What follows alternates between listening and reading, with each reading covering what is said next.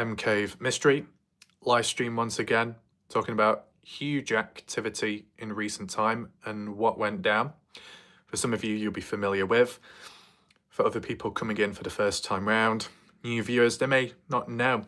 So this video is a bit of a debrief as to what's gone on, expanding onto it, the importance behind it, the ins, the outs, the explanations, the theories, the ideas, my personal opinion on it in regard to one of the main focuses, the mineshaft, ties with Kenny Veach, and really anything else in between. A bit of a reflection on recent videos that I've done too. So welcome to the Kenny Veach MCave live stream if you're currently here. So I'd repeat myself because I know YouTube tends to cut off the first few minutes, so I never know if I'm on point or not. Go on live chat, and what I'll do is I'll go through the bullet points, expand on them as we go through the video. Just wait for a handful of people to join in first. We've got the question, and you never know, there might be a range of questions tonight. So welcome, it's good that you're present. And anyone else that is watching along, including if you are on catch up later.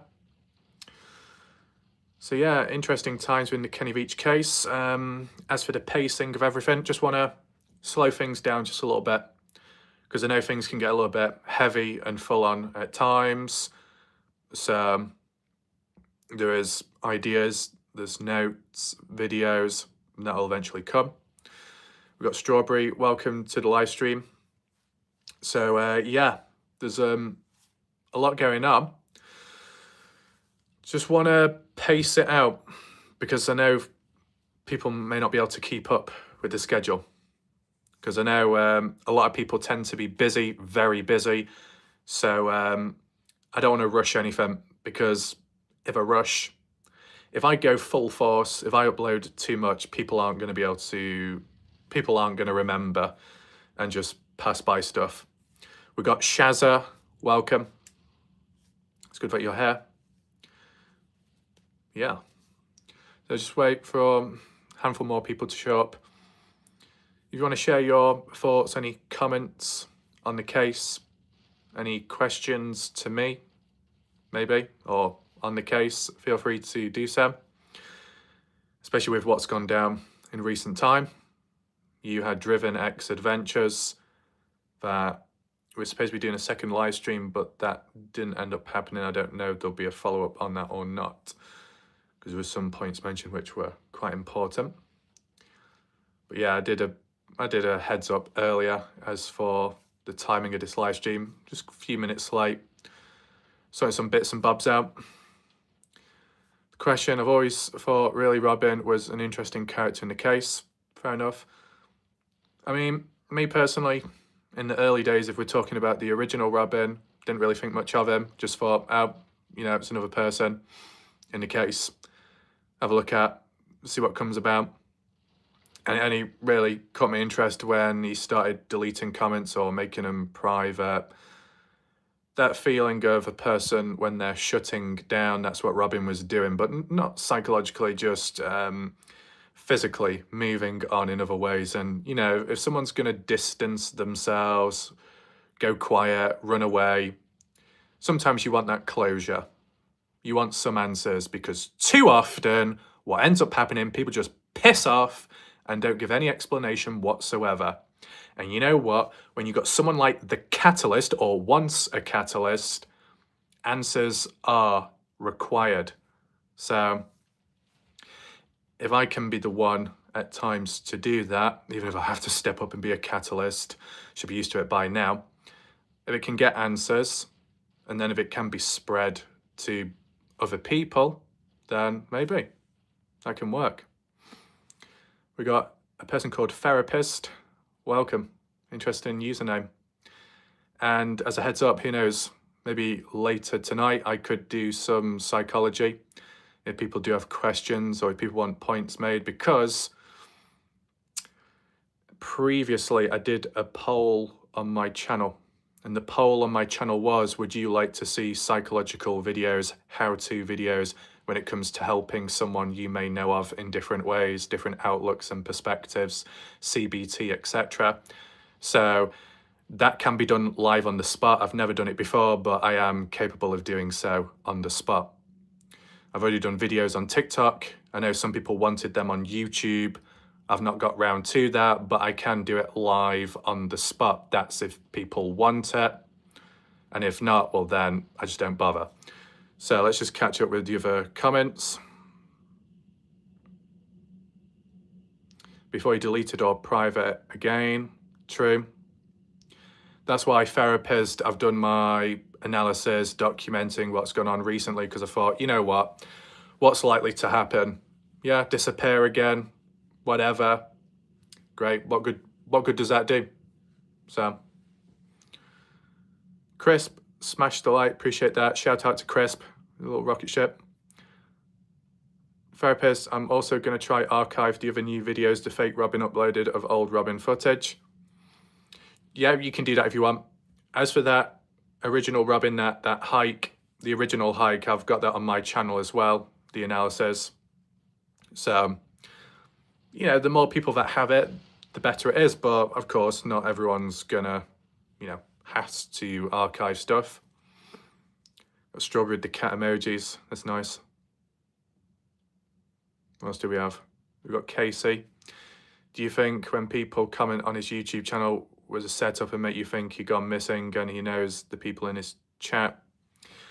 I mean, the timing of it, as usual, when I start covering videos, if I do a case study on a human, what tends to happen is either a bitch boy posse gang show up whinging and whining in the comment section, strangers, default profiles, or it's alternative accounts by that said individual I'm looking into and analysing.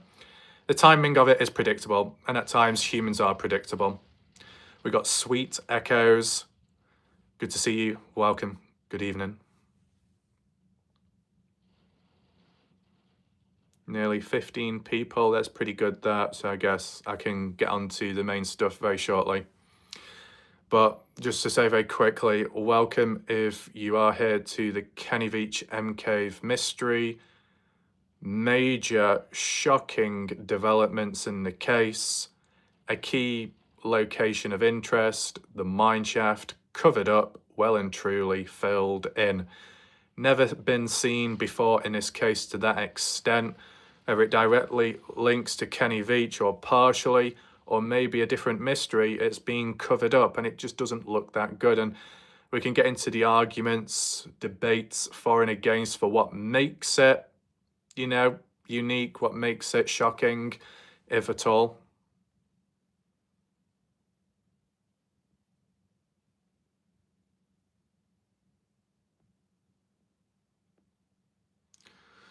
Therapist, I'm not a real therapist, I just needed a funny random username. Well, I'm going to share a secret with you, don't tell anyone. I'm not a therapist either. I'm not even a doctor. I just claim to be. Don't tell anyone, okay?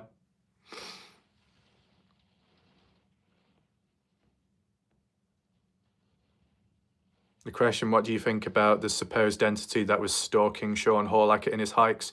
Well, you know what I'm going to say is, when you get individuals out there who have their own unique encounters and experiences, it's true to them in the moment, and it's true to them as life goes on.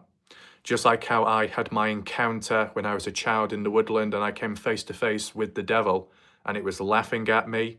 Maybe it was foreshadowing what was going to happen in my life, or it was foreshadowing me being a joke, I don't know.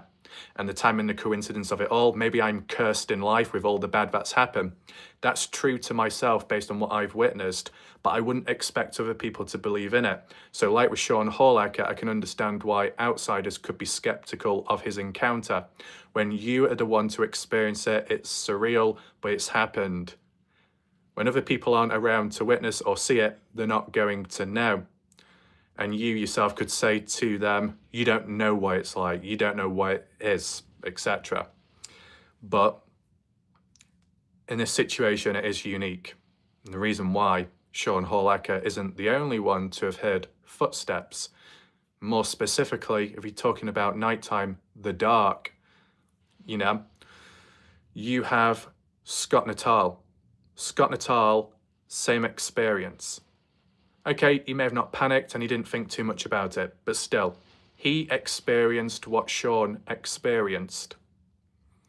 So when you get individuals at different times, same experiences, but they don't talk to one another to that extent, there's no influencer effect, meaning it can be higher chances of it being more likely and true, if that makes sense. See, the difference is, if I said, oh my God, I feel like my heart is beating through the roof, another person could say, oh my God, same. But is it really happening, or are they just joining in on it because of that energy flow? It's not real, it's not genuine, it's fake shit, right? Influencer effect in the moment, or heat at the moment, when things are said, actions are done, but it's not truly meant. It's a waste of time and it's meaningless. See, the difference with me compared to most humans is with the words that come out of my mouth and the actions that are demonstrated at times, although not often, it's meant and it's solid, it's focused, it's locked in. So different situations, of course, but linking back to these, these footsteps, this creepiness out there, if you think about it, Sean Hall-Ecker experienced it, Scott Natal experienced it, Jay Chuck experienced it, SB, Vegas Adventures experienced it. I think Travis Neighbours may have done. Now, excluding Scott Natal, Sean Hall-Ecker, Jay Chuck, SB possibly, Travis, have all had those encounters around or near the mineshaft. That is critical. The more people that experience it individually, without any influencer effect, more likely to be genuine. The more times it happens, the more likely it does exist out there, whatever it is. And if it's in a specific location, the higher the chances that there's some unusual activity going on out there. And if the location just so happens to be the area where Kenny Veach's scent ended at, even more strange and deep. And the fact that it's been covered up since, even more activity on top of unexplained activity. This is the importance within the case when you get these hotspots, important areas of interest, and what it can mean about it.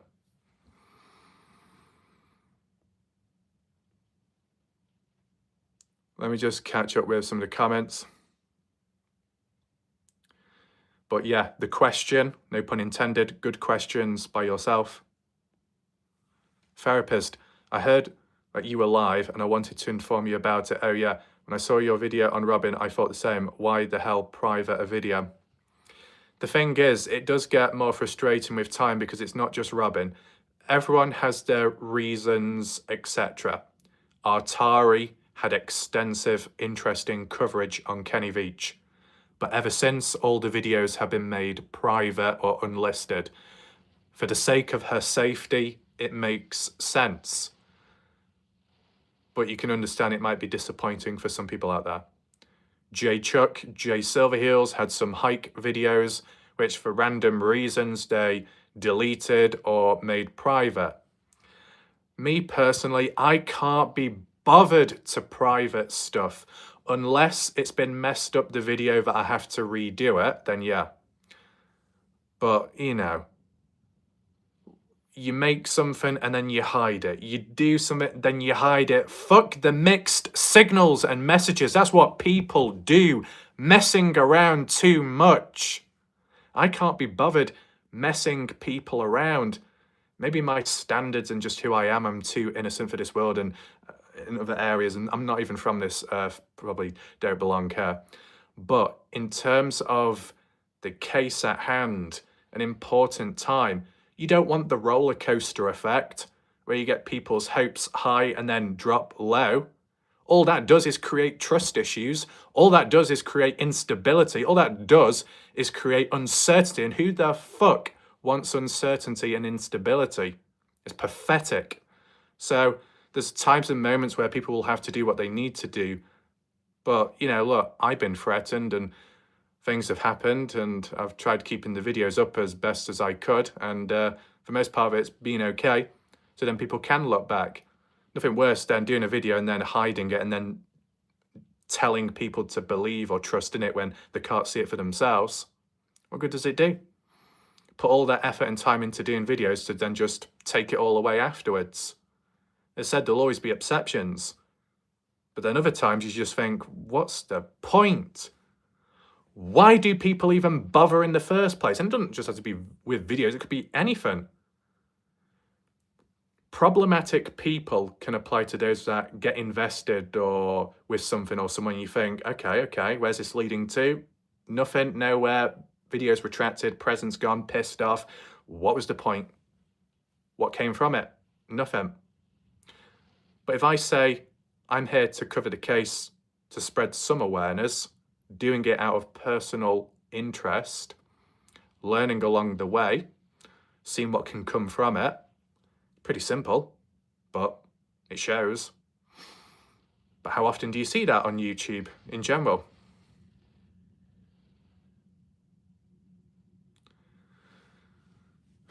Dr. Raf, Casey, thank you for answering my question. You're welcome. I'm glad people do give the questions because it does help. Let me just catch up. Therapist, originally wanted to archive the video before, but I didn't have time. But when you called Robin out, he re-uploaded all those. Yeah, that's true. Is timing-wise interesting.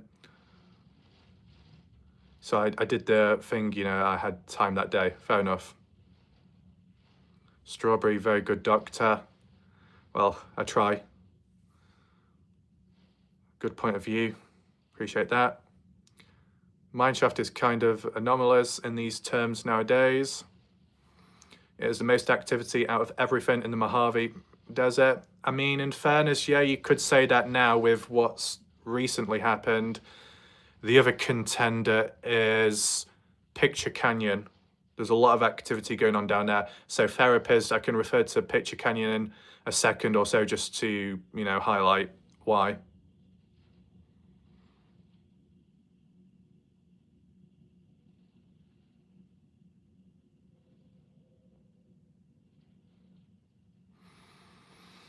She off the case, yep. Susan ruined Artari by lying about HLM.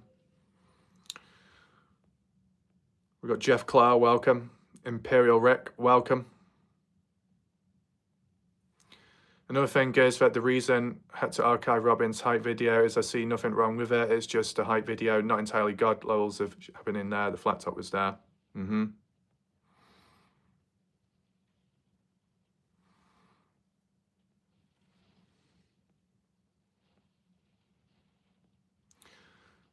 Haven't been that active with the MK case that much, so I might screw my demented brain into thinking something else. That's fine. You take your time, therapist. If you do have any questions, a therapist, or you need to catch up with stuff, you can just say in the chat and I'll try and respond back if I'm able to give you an answer, okay?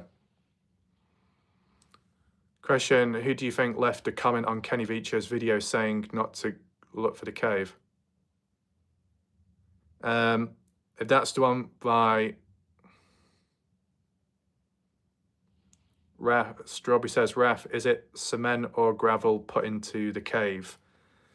Well, as for the cave, we've not come across one truly filled in, but in terms of the mine shaft, the vertical mine shaft, that's been described as expanding foam to create like a plug, a cap, higher up the mine shaft, create like a bird's nest in a way.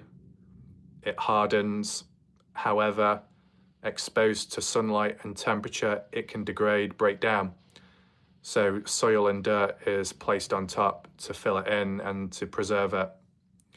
So it means the mine shaft isn't fully filled in, but the higher level, top level is, meaning it's still not quite accessible unless you've got tools with you. Is anyone going to take tools with them to dig things up? Who knows?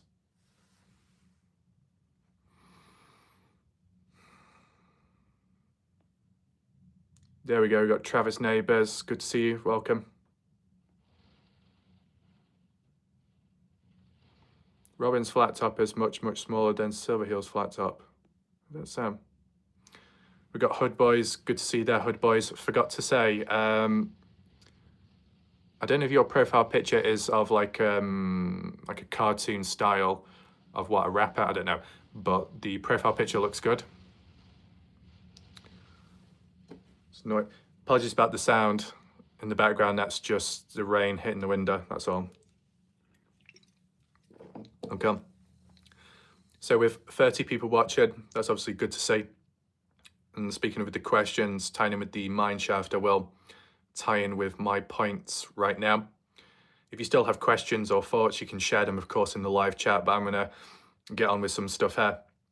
So yeah, what's gone down in recent time, the most major thing, that would be the mine shaft being covered up, filled in, which I think is major because to that extent of activity going on, it's a first, right? I think maybe the last time when something somewhat shocking or interesting happened was just simply a small boulder being removed from the supposed covered cave. What year was that? Maybe 2022 onwards.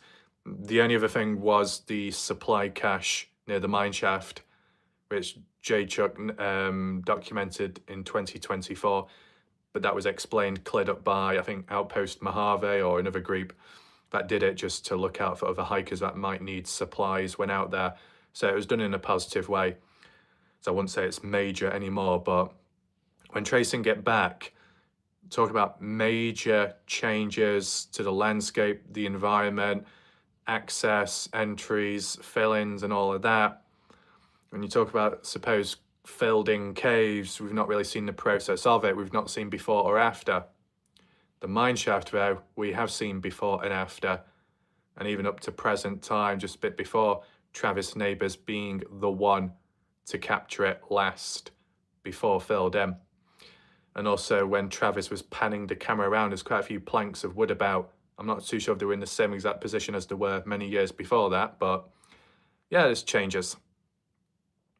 Susan is a disaster to this case. She lies constantly and now ruined the mine. Yeah, I would agree with that. The thing is there any screenshots of the conversations with Susan and whoever?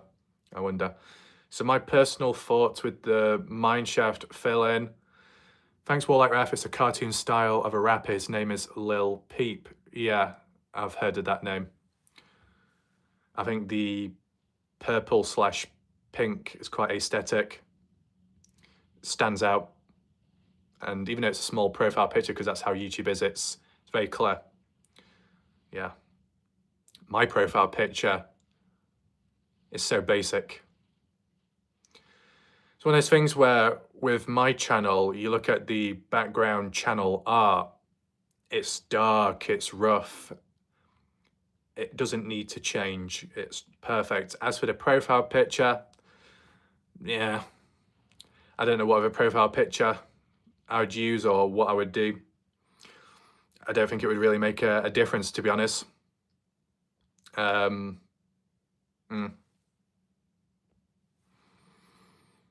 Susan has become worse, I should say. Right. Jeff Clark, here are some facts. 1, the robber is not Kenny. 2, the original Crystal Skull was taken by some unknown person. That in its own right, Jeff Clark, is still a problem and a mystery and strange and important, because who else would be taking the skull, and why do they need to keep so quiet about it? Are they doing it on purpose to create more of a mystery? Are they doing it because they are dodgy themselves? Taking let's just say the Crystal Skull didn't belong there in the first place. If you go there and then take it yourself, you're not harming the environment or the artifacts nearby. You're not breaking any laws. I mean, Scott Natal can record himself taking actual artifacts from the mine and get away with it. Fair enough. Okay. Well, then I'm sure taking a Crystal Skull away, right? And if any in between claim, oh, yeah, they took one too. I mean, if there is more than one Crystal Skull, that's even more strange, right? How many more skulls are there? Why does there need to be many of them? Strawberry Never Basic. Appreciate that. Jeff, yes, you're always a liar, but now she's just a distraction that uses the Veach name to confuse people. Based on using her name, the Veach, yeah, I mean, in terms of getting credited, in terms of getting interviewed, in terms of the big YouTube channels like Ewu Crew that decided to do an update video on Kenny Veach and focused on Susan Veach, but didn't include the other evidence and research. Yeah, it's going as planned. Therapist, and also one thing that bothers me is when Robin put the pen drive in the mineshaft, why the hell a mineshaft? He could just upload it to YouTube if he's actually spitting real truth. So I'll give you an alternative example, therapist. Not that it did happen, but it's just as an example. This so-called Robin could have claimed or did put a pen drive into the mineshaft just to measure and gauge the reaction from people online. You know, when you're trying to catch someone out in the act, catch someone out in hopes that they show their true colours. If they scuttle around, act desperate, act scared, act panicked, that you supposedly know of a secret which they don't want letting out, and then they do whatever it takes to get a hold of it or to take it away, and then it's like you've caught it's like bait, using it as bait, and you've caught them out in the process. And then afterwards you say, it doesn't matter, I've got copies elsewhere of it. That could be one example. What else do we have? We got Key West, welcome. Robin's so weird that I wouldn't be surprised if it was him who took the skull. Well, the fake Robin's claiming to have done that. Taken by someone that we do not know. True. Why the hell would someone put a pen drive in the mineshaft? True. We don't actually know if it truly was put there or not, but the thing is, why the hell would anyone put a crystal skull in the mineshaft? Because there was one put in there. We got Keith Payne, welcome Keith. Late yet again, but we'll watch missed footage after the stream ends. That's fine, you just watch when you can.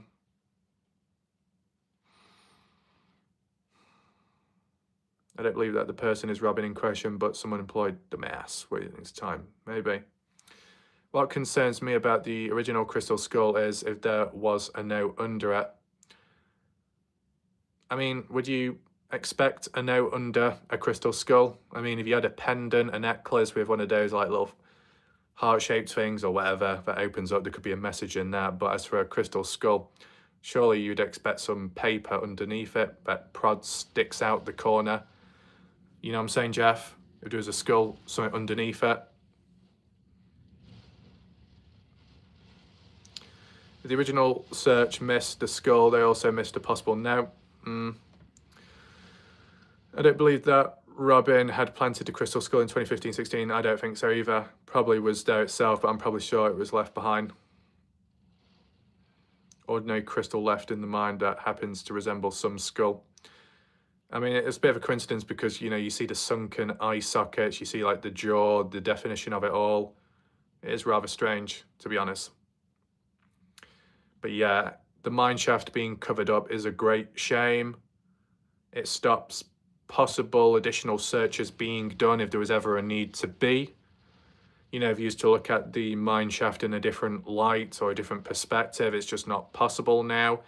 But it does open up the possibilities in the future, and I'll make a little prediction right now. If anyone was determined enough, depending on the reasons, rogue, hiker or not, you never know, there could be counter activity at some point. Not that it's truly the case, but if people claim that the cave Kenny walked by inside a place like here, the supposed covered cave which Sean Horlacker investigated, once that received eyes and attention on it, at some point in the future, someone did try pulling one of the rocks off, which they were successful. It didn't go any further past that point. But what I'm saying is, sometimes when things are covered up, people can come back and try and undo it themselves if they really want to or need to. Just depends, really. Due to the distance, the circumstances, the environment, the terrain, the timing, the distance and all of that, and carrying tools with you, I don't know. Depending on the situation, it might be easier to fill it in than it is to uncover it. And for general public, volunteers, is anyone really that desperate or determined to uncover it again? For what reason exactly? That's where the 4 and against debate goes, is it really worth uncovering the mine shaft? Is there any point to it? There we go. Mia Maven, very good timing that you showed up. Of course, talk about the Kenny Veach Cave mystery, but just as a heads up, Mia Maven, a bit later on, if there is time and if people want it, I can do like a psychological analysis or some kind of perspective when it comes to along purposes of, you know, helping someone in some way or whatever. Do you know when I did the poll about the psychological videos, if you got any examples or requests, and I'll try and do that a bit later, but we'll just see how that goes. In the meantime, covering Kenny Veach and Cave. Curious, did the original search team actually visit the mine shaft? Yes, but in terms of which one, kind of uncertain, because it didn't specify. Was it the mine shaft which SB analysed just recently? Or was it the main one? Mia says yes, absolutely. Well, that's good to know. You just let me know your thoughts a bit later, as in if there's any possibilities I can prompt it. If there's time, I'll just say any ideas or, you know, really anyone. Hood Boys, what's the point of him stashing a crystal skull? Though, aren't we trying to find out what happened to Kenny, not add to mystery? Fair enough, yeah. So the thing is, Hood Boys, in terms of how far it dates back, at least 2017, closer to when Kenny went missing compared to now. The older it dates back to, the more relevant it is to Kenny and his specific disappearance. Now, Sean Horlacher went there to the mine shaft in 2015, 1 year after Kenny's disappearance. However, Sean did not go inside. On the basis, if the crystal skull was in the mine shaft in 2015, the chances of Kenny being responsible for it are, well, in some way, higher and more likely.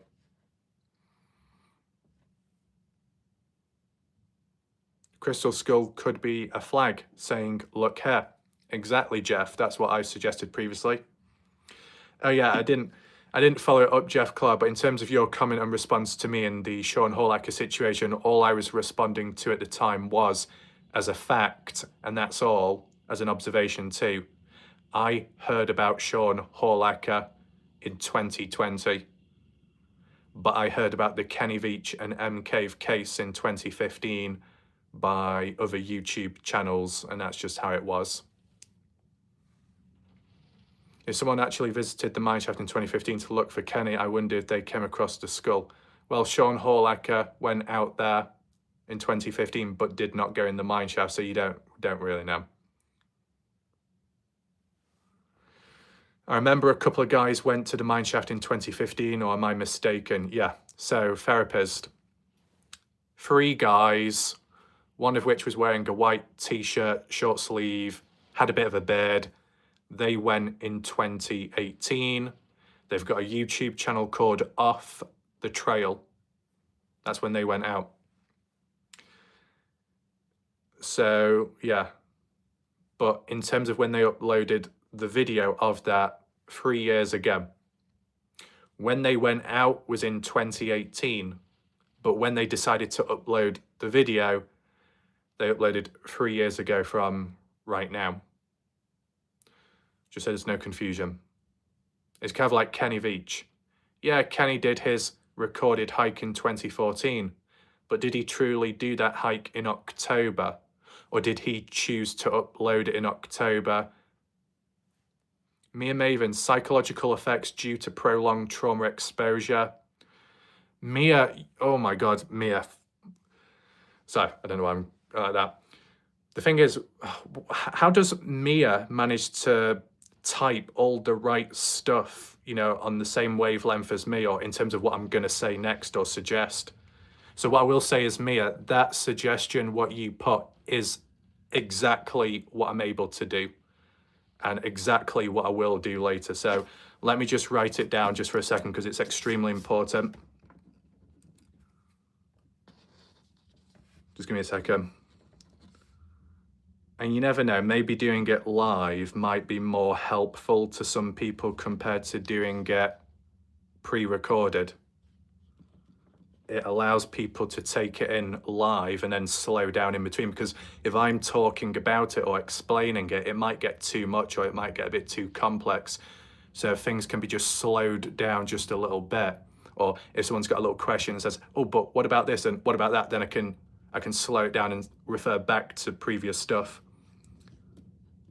So let me just write that down. Psychological effects due to prolonged trauma.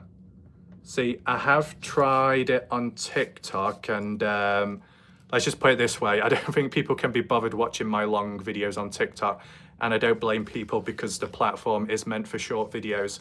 I don't know the meaning of short videos. Great minds think alike.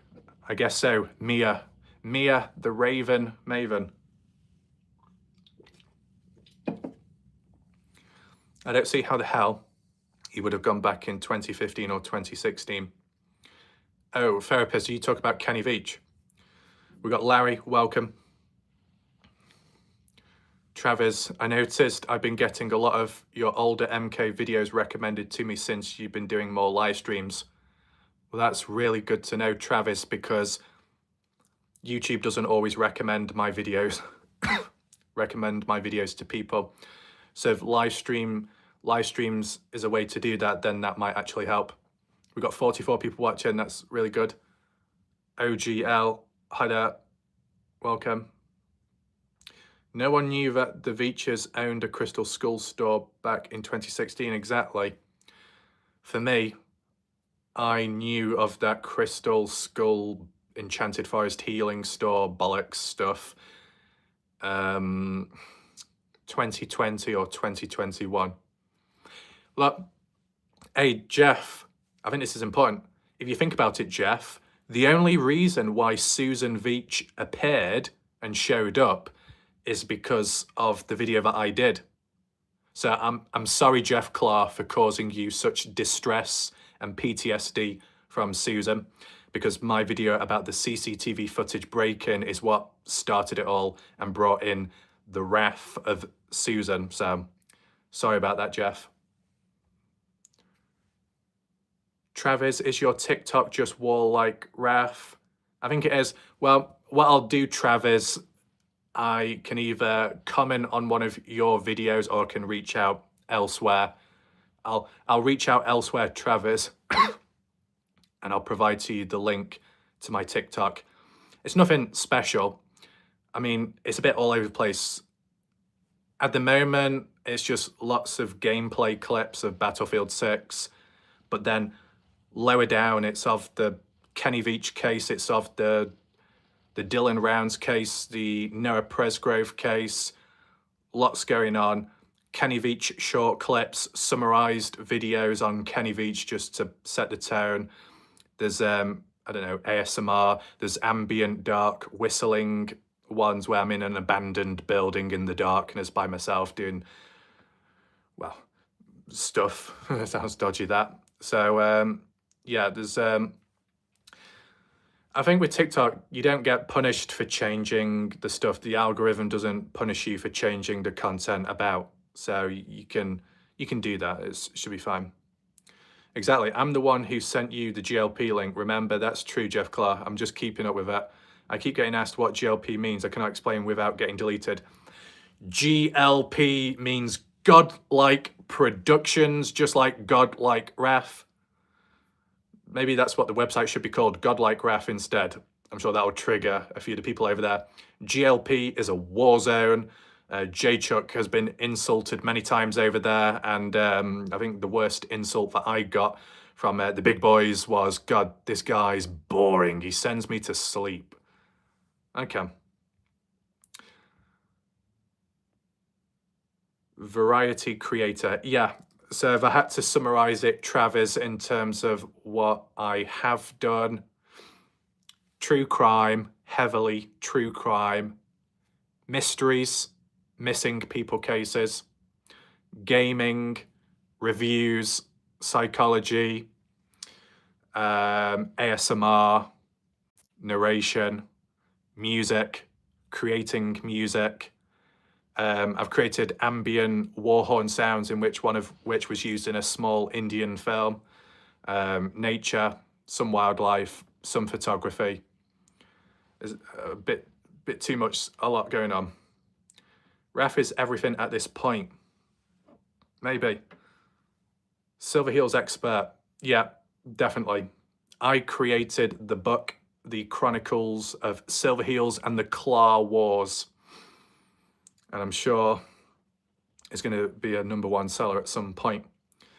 But yeah, welcome to anyone else watching in the background. If you're here, watch talk about the Kenny Veach M-Cave case. A range of different notes. I haven't heard of Silverheels, the guy, in a while. He is still like alive and about, just not as active on the case itself. So besides my personal thoughts on the mineshaft being covered, it being covered up now, Strawberry mentioned about how was it filled in and the material used. And whilst that's been explained, and Jeff Clark has also added in that it's built to last, especially when the dirt and the soil is on top of it all, the thing is the longevity. That's the key point. EJ Ball, welcome, evening. Send the screenshots now, Raf. Do a follow-up video for the new people. I will, Jeff Clark. I'll have to dust my voice off because, you know, I've not done it for quite some time. I'll do that. Oh, just one thing, just as a heads up, Mia Maven. If it's just because of timing and everything, because I'm okay. But like, if you were short for time, Mia, and you had to go a bit before that, just give a heads up. And then if you want me to get into the psychological explanation thing early, then I'll cut into that. But if you're okay with waiting, I'll just continue on with the Kenny Veach stuff first. So whilst it's filled in the mine shaft at the moment, Jeff Clark did say there was like another example or a situation where there was another fill-in with the same material and process, but it wasn't done as properly or so. So when people did stand or jump on it, it kind of bounced. Maybe it wasn't Jeff Clark, maybe it was exploring abandoned mines in unusual places. It was one or the other person, but it was just the act of standing on it and it kind of gave way just a little bit. What I'm saying is, and I'm probably going to do it as a standalone video, so I might repeat myself, but oh well. The style of covering up that mine shaft and only creating a small, well, a strongish cap high up but nothing below it, bit of a false flaw in a sense, but ultimately what it creates, this fill-in of the mine shaft, is a false sense of security.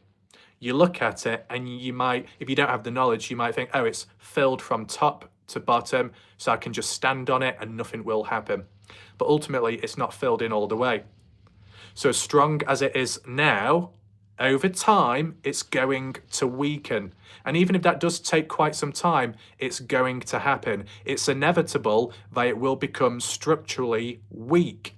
And is anyone going to bother following up on it and maintaining it? Maybe not. So many years on, if another hiker comes along and decides to stand on it, thinking it's safe when it's not, and if it's weakened, they're going to go right through it and they'll probably die or injure themselves. Mia, I'm here for the duration. Oh, Mia, I'm very impressed with your stamina levels. Yes, I will take my time because I don't like rushing. I like to go slow.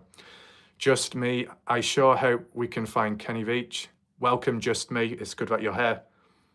Good individual, present.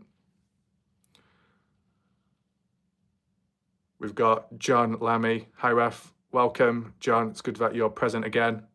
Shout out to you, and hope all is okay and good profile picture.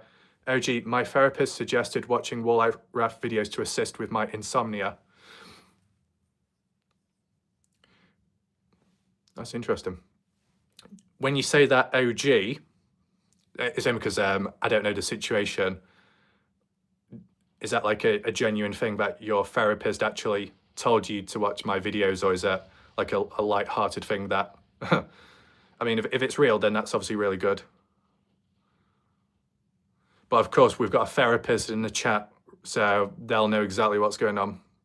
We just catch up here. We've got John Lammy with the super chat, which is really Good to see. Much appreciated, John. Big shout out to John. Long time viewer. A good example of a person. There we go. It's a joke. Shh. Don't say it's a joke. It makes me look. Keep it real. So, well, pretend to keep it real. It makes me look better. I'm taking it day by day, Raf. Baby steps. Fully understandable. Just do what you can. I understand. Left my ass off. Yeah, you do, therapist. Therapist has it all under control. I'm sure therapist has a few loose pills in the pocket. Make sure they don't fall out. That might be needed for people. I don't know. Okay. So when I read John's comment out, because my eyes read it too quick, I thought it said, I'm taking it day by day. I thought, what is it? Taking it day by day, Raf, baby. Oh my God.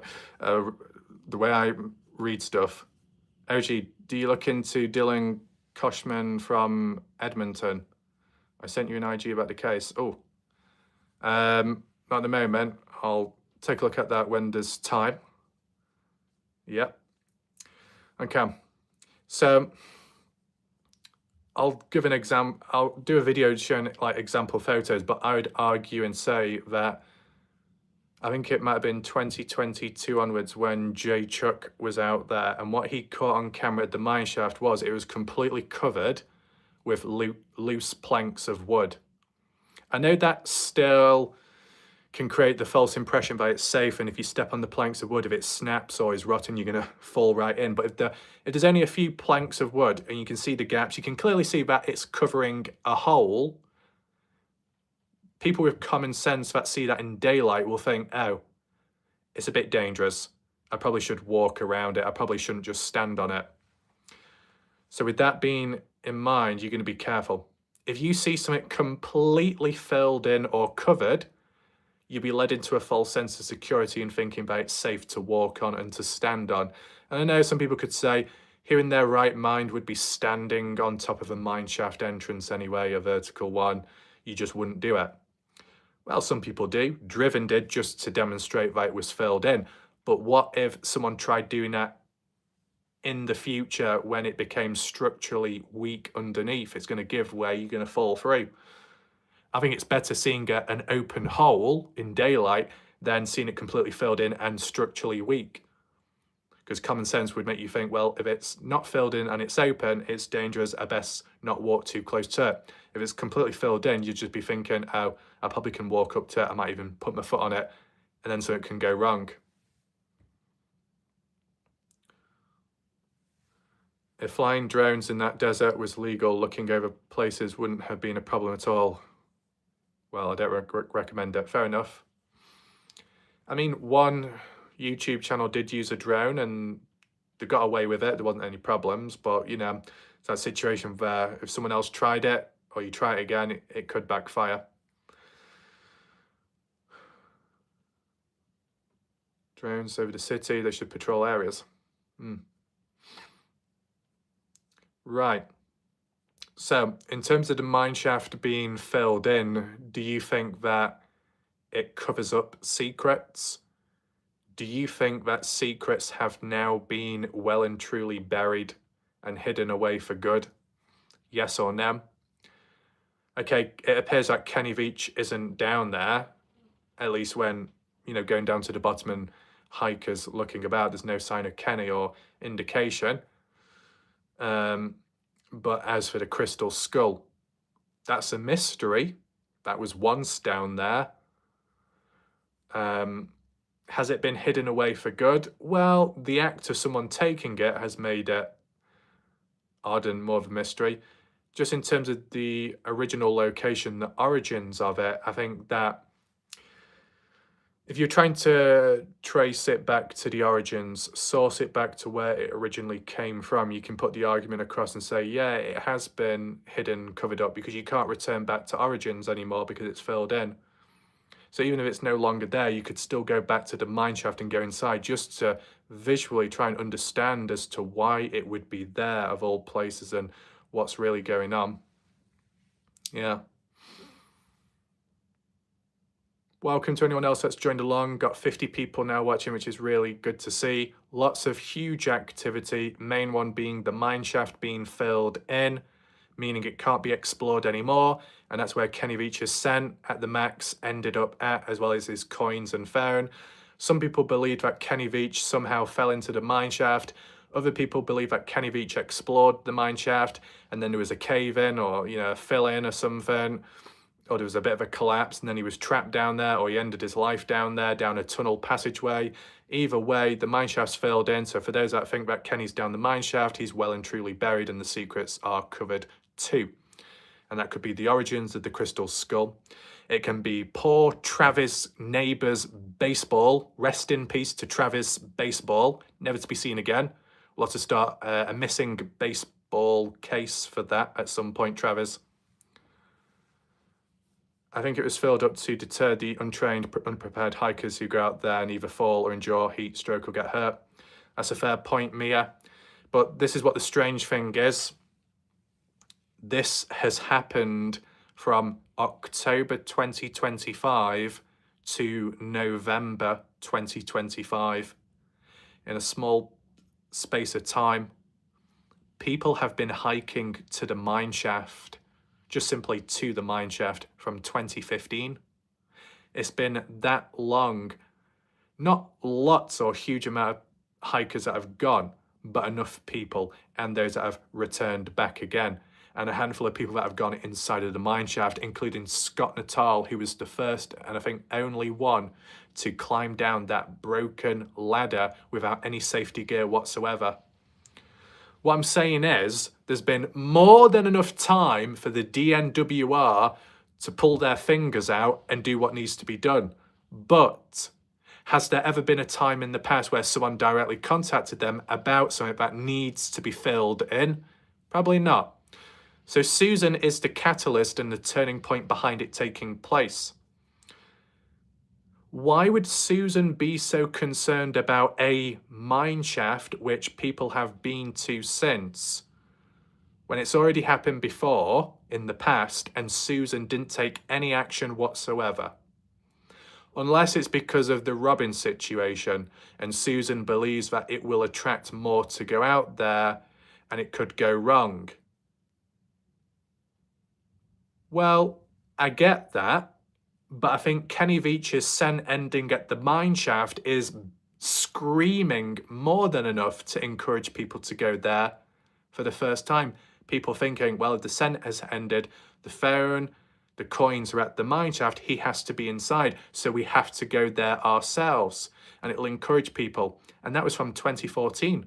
So really, if Susan really wanted to protect people and hikers, she should have done it immediately.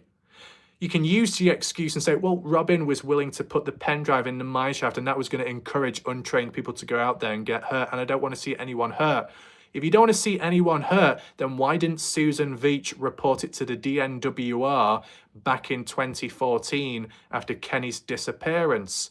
Because I think Kenny's disappearance and where he supposedly ended up at the mineshaft would be more than enough to encourage people to go into it. And ever since, that's what's happened. But Susan didn't bat an eyelid back then. Susan didn't take any action back then. But onwards supposedly did. So why leave it so late? Oh, is this a microcosm of the girlfriend that decided to leave it so late to report Kenny missing? What is it about delays and delays and delays with the human race? I don't delay. I don't dilly-dally around. I don't mess people about. I've been on the receiving end of it a lot, so I know the situations. But why do people delay it so much? What about the girlfriend that said, I'm going to release some footage, unreleased footage of Kenny when he gets back to his vehicle? 3 years ago, not right now, but a few years ago, as of then, 3 years before that, when she made that promise, I'm going to release the footage. The same month that she promised in November, 3 years onwards or so, she did. And it coincided with the time of the HLN documentary. Talk about timing and coincidence. The hell's that all about? Therapist, better drink after you finish driving. Oh my God, therapist, you're going to put me out of business right now. Therapists, keep keep up with those lines. They are saving lives by the second. Key West, I don't need anyone to recommend you for my insomnia. Your voice is very soothing. Well, I appreciate that, Key. I do have different tones of voices. This is just my basic voice. Nothing special, but I can change the pitch and tone. I'll just give you a quick example right now, just in case you're wondering what it sounded like. It might not sound as good because of the background noise, but I'll just try it anyway. Okay. Hello there. My name is Warlike Ref, and it appears you find the voice somewhat soothing. That is good to know. And currently, we are here with such a deep, dark mystery. Sometimes you might see or hear that voice on the intros of my videos. I don't know, it's like, sometimes it actually sounds better, the bass and the tone. It might just be the room that I'm in. That could determine how it goes. If the interview from the pen drive was from 2022, why the absolute hell did Robin wait for 2 to 4 years to just upload a clip of it? Mia Maven. Oh, is 50 Shades of Wrath making an appearance? That might be the case. It appears, Mia, your profile picture, the shade of that hair, the shade of those lips, the sheer contrast between the two, but coexisting together. We got MF with a trophy. Yes, I'm a winner! I'm a winner! Reminds me of the Dylan Rounds case, how cringy that was.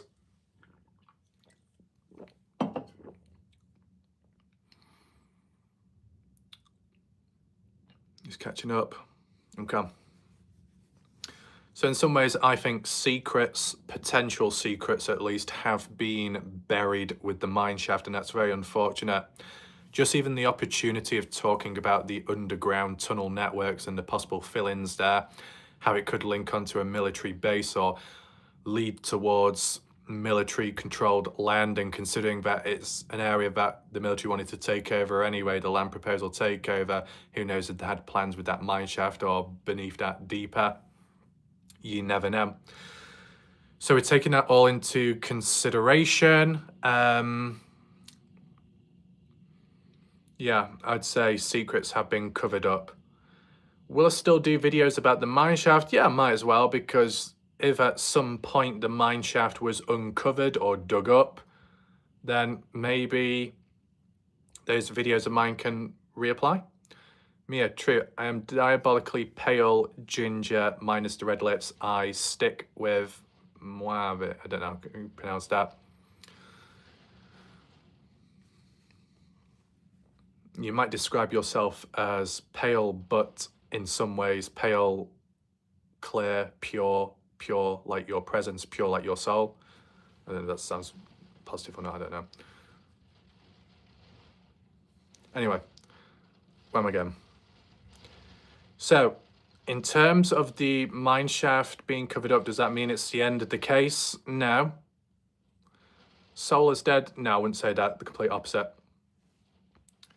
Therapist, Ref, I've heard that the place with those hollow caves, the one Silver Hills thought stupidly was the M cave, which looked like the Felix the Cat head. Oh my god. Was an Ellis bombing range blast hole likely? Is that to do with the military land? Was this Jay Silverheels doing a map analysis? The place Kenny was hiking around was a bombing range. Not to my knowledge. But where Kenny Veach was hiking was near to the test range, bombing range. The bombing test range is west, over that way, west of where Kenny was hiking. I think it's like 4 or 5 miles difference where the military land is at. You just got 27 screenshots, Ref. I mean, Jeff Clark. I'm a little disappointed because Nelia The Mount Everest tour guide sent me 100 emails in 2 days. So, you're a bit behind Jeff Clark, but I'll take the 27 screenshots. I'll take a look at them. Border, border, border. Oh, goodness. The test range, I forgot the word. You're welcome. But, it's close enough for activity, equipment, testing, aerial. So Kenny Veach is hiking out there and something is passing on over, flying by. It could detect Kenny. Maybe some intervention military-wise. Maybe that's why Sent ended at the mine shaft, because he couldn't go any further. He didn't turn back. He was taken away. That possibility. But referring back to, is this the end of the case? No, you know what? In some ways, it could be the turning point in the Kenny Veach case, the M Cave mystery. Yeah, things are filled in, covered up. It will only strengthen people's beliefs. And for some, it could strengthen so-called theories and ideas. It could even spark a backlash in die-hard individuals that may stop at nothing and be determined and push on beyond the cover-ups. And some might even try digging it up. You never know. So I think it can have opposites. After 11 years, the case a mystery, true. Both Kenny and the cave, yeah. What else do we have? So I think the timing, kind of referred to it just a bit before, the timing of it by Susan, by the DNWR, by Robin, is odd. Therapists, it's way slower than the Dylan Rounds case, absolutely. I think the Noah Presgrove case is also a lot slower than the Dylan Rounds case too. But yeah, see, the timing of when the mine shaft was filled in and action was taken. When action was taken, it was done in a small amount of time. But in terms of when the call reaching out was made by Susan, I don't know the actual date of that. But what we know is, about 1 year ago, Robin made that video claiming to have put the pen drive in the mine shaft. So it's taken Susan Veach, possibly, 1 year to take action. Why has it supposedly taken Susan Veach 1 year to then report it to the DNWR? Because surely people knew about it back then, the video. Surely Susan came across it in some way back then. Why did it take 1 year to suddenly think, you know what, I'm going to now report it in? The only possibility could be if Robin uploaded the video in 2024 and it was just showing a pen drive. If Robin updated his description of his video, take in mind, when you edit the description, the title, the thumbnail of your video, it does not alter the date of the original raw upload. So if you uploaded your video 1 year ago, 5 years later, you decide to change the thumbnail, the title, the description, the tags, it's not going to update, the original upload date. It's going to stay the exact same. So if Robin had changed the description to, I have now planted it there, and Susan has only come across it now, then it would explain why action was taken later if it wasn't originally made clear a year ago, but it's unknown of. Basing off face value, it seems like 1 year ago, Robin did put the pen drive in the mine shaft, and ever since 2024, not much has happened. See, the only question that I would ask, let's just say really Robin did put the pen drive in the mine shaft. Jeff Clark, do you remember any hiker from 2024 till present day who explored the mine shaft going inside?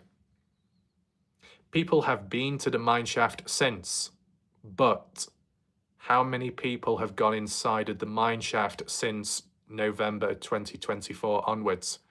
Because if anyone has, we would need to ask them, did anyone see a pen drive in there at the time?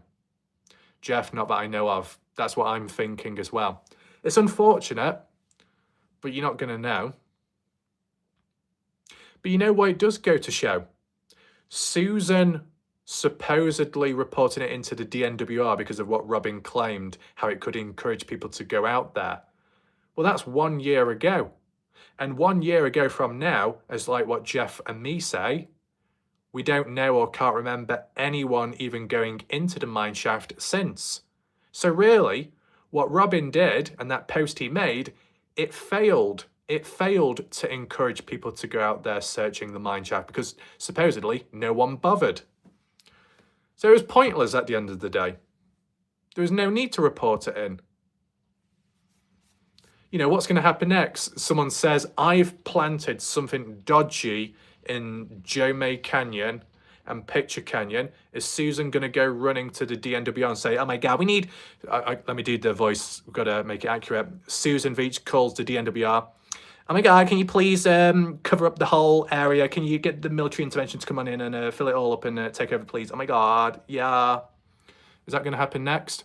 I probably should have done a bit of a squeaky tone, but I know I can't do everything all at once.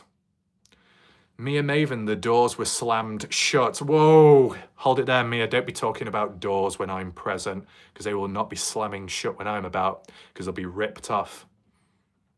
I know some people would prefer the door to be slammed shut. Some people indeed, but I've got to be careful with doors and handles. Spot on accurate. What, in terms of me ripping the door off or Susan wanting the land taken over?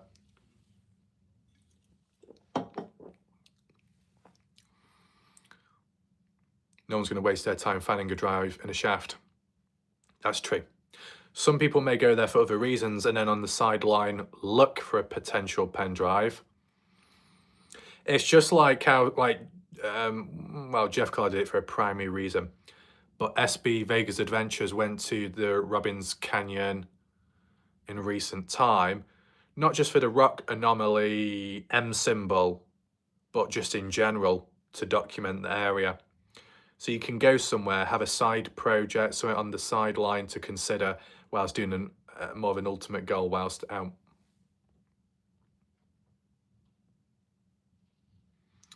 This is the third time he has it backed up. I heard about when Robin came back, he immediately uploaded his hike and then later took it down. That's true. That's true, Therapist. And in 2024, he had it back up, which he took it private again. No Man's Land, welcome. Good to see you. Yeah, so the thing is, Therapist, when the fake Robin showed up and uploaded that original hike video of Robin, eventually took it down, but not in the way you think. He didn't delete it, he privatized it. And then in recent time, when he said he's going to re-upload it, well, he didn't re-upload it. He made what was once private, now public again. So he used the wrong language and wording.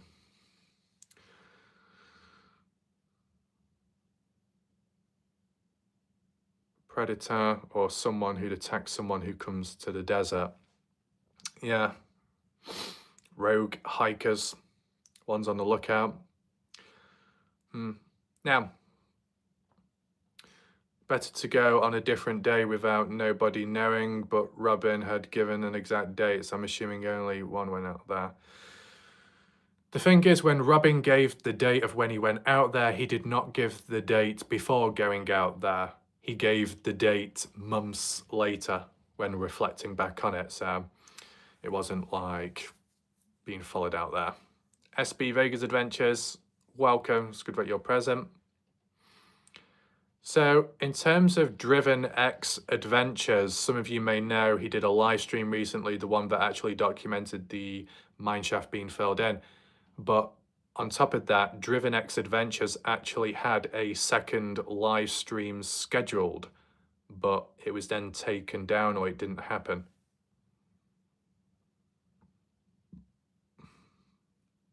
What else? Travis, when I hiked out there, I didn't even know there was a pen drive in the mine. Had I known, I would have considered climbing down there. Fair enough.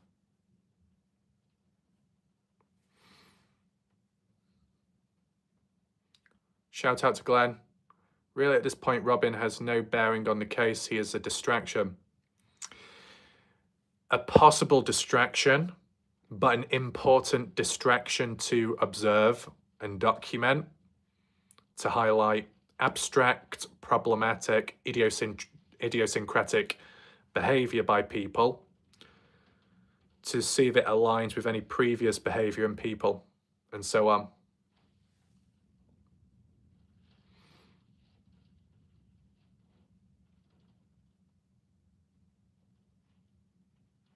No Man's Land, warm hello to the chat and best regards, Mr. Ref. Oh, I like that title. I appreciate that. No Man's Land, all good. Okay. So when reaching out to Driven X Adventures a day or two ago in the live chat, he said when he was out there second time, something went wrong. He supposedly pressed the wrong button and didn't go live or something. Now, Driven had said he was going to do a follow-up video. I don't know if that was meant as a live stream or just as a standard video in explaining and showing proof of Susan Veach contacting the DNWR and explaining about the mineshaft being filled in or needing to be filled in. I don't know if that's still going to come about, but it would be helpful and useful. It would reinforce the situation, and it might actually give a time and a date as to when she reached out and when there was a response back and when action was taken in general. So with that, Kenny Veach has sent at the ending at the mineshaft. I did a video on that recently. I actually did 2 videos in one day, and to be honest, it probably wasn't the smartest of ideas by me, because I know if I upload more than one video, it's going to split the community, as in keeping up with stuff. But because there was an overflow, I had no choice. I had to upload 2 separate videos on that day. But in regard to the Sen ending at the mineshaft, that is really critical. It was a good video, both of them. Well, I appreciate that, No Man's Land. I think if it was the article one, which I looked at as well, that was interesting because it did go into more detail for once. But that viewer requested one, shout out to them, the profile picture that wanted a simple map analysis of where the Sen ended at truly, or at the furthest. I think it speaks volume. You know, just put aside Kenny ending his life. The fact that you've got a hiker going out there supposedly determined to relocate the cave, capture on camera or not, heading out there to finally find it again, looking for the cave. But guess what? This time round, Kenny didn't even make it to where the caves are located. Isn't that strange? Whilst Kenny Veach failed to find the cave in his recorded video, he managed to make it over Wild Horse Pass. See, I might be wrong to some extent, but based on how Kenny described it himself and how hikers have described it too, whilst it might not be possible to go spelunking in caves out there present time onwards, whatever, for Kenny, it was possible. But I think there's a general consensus that where there's potential caves, maybe more shallow, whatever, tend to be down Pitcher Canyon. Kenny said himself, I'm going down this canyon, as in Pitcher Canyon, where it's supposed to be. If Pitcher Canyon holds the secret to the M Cave, covered or not, the fact that Kenny Veach didn't even make it to Pitcher Canyon on his final hike is somewhat worrying and disturbing. The fact that he didn't even make it over Wild Horse Pass, he didn't even make it past the mineshaft. What the hell is going on? Besides his disappearance, besides all the other factors, just the fact that his scent ended at the mineshaft and there's no sign of him after that is very disturbing. He's supposed to be there on a mission. His goal is to look for the M Cave. And one of the additional goals is to get over Wild Horse Pass to then go looking for the cave. He didn't even get there. He didn't even get to that point. So what the hell went on?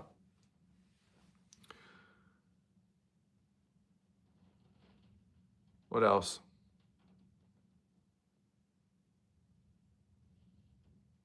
Future videos, interesting.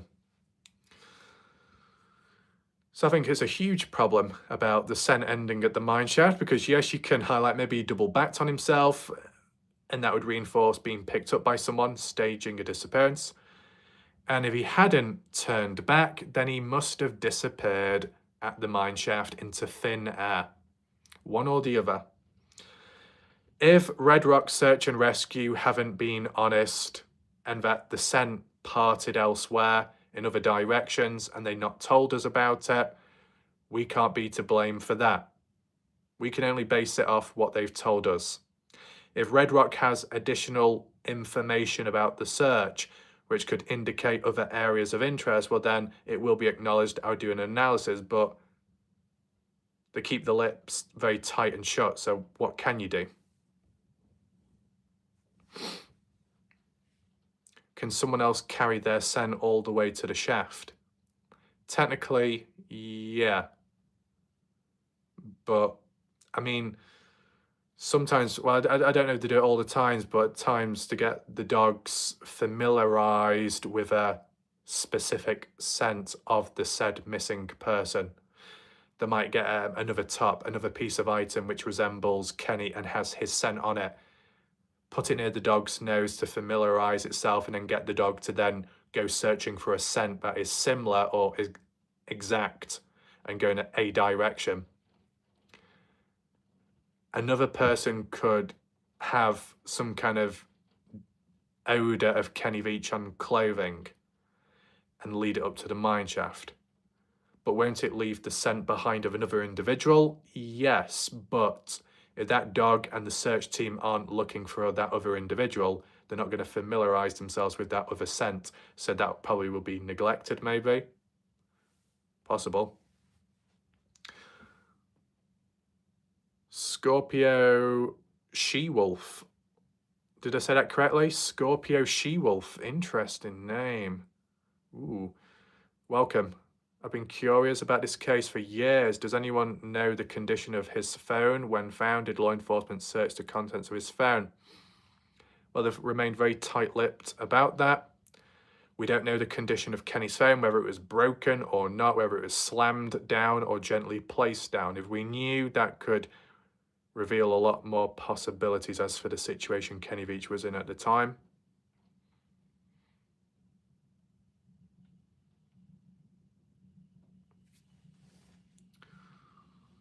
Yeah, if Kenny Veach, I mean, I could do like a poll on my main channel page, maybe. Was Kenny Veach alone or not? Yes or no on his final hike. On his recorded hike, it felt or sounded like at times that he wasn't alone.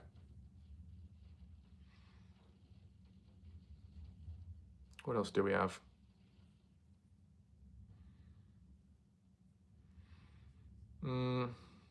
Yeah, so the factor of there's no proof, no hard evidence in terms of the desert landscape to suggest that Kenny ended his life. If the scent led up to the mine shaft, that's in open space. And if he double backed on himself, that whole hiking route, the 3 to 4 hours up Little Jermaid Canyon, is all open and wide, right? Most of it's all visible in sight. So if Kenny somehow ended his life anywhere in that canyon, like along the trail and where people hike, he would have been found. His items, additional items more so, would and should have been found, but they weren't. So likely he did not die in that spot by himself or by his own actions. If he had died somewhere up there, and that's why the scent ended, well then likely he must have been taken away his body. What else do we have? Killed by demons. Well, it would explain why there's no trace of him if he was taken away. But out of all the hikers that have been out there since, no one's truly caught on camera a demon.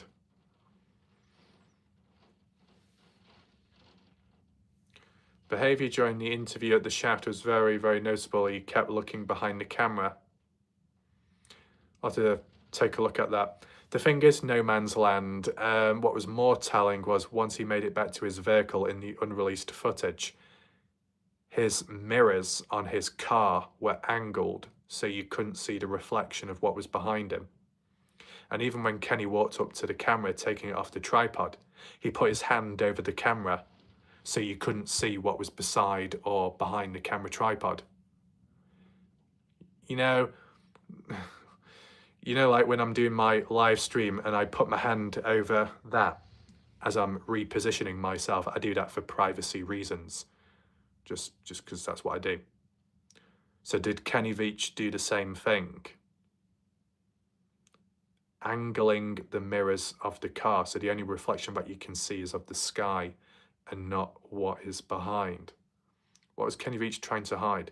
Even when Kenny Veach was at the mine shaft, picking up the camera, either pointing it down at the ground and just kind of like covering it up to some extent so you can't really see what's going on in the angle or the frame. It just feels secretive. And that's the thing in general. When people don't want to share, they'll make sure that they don't share.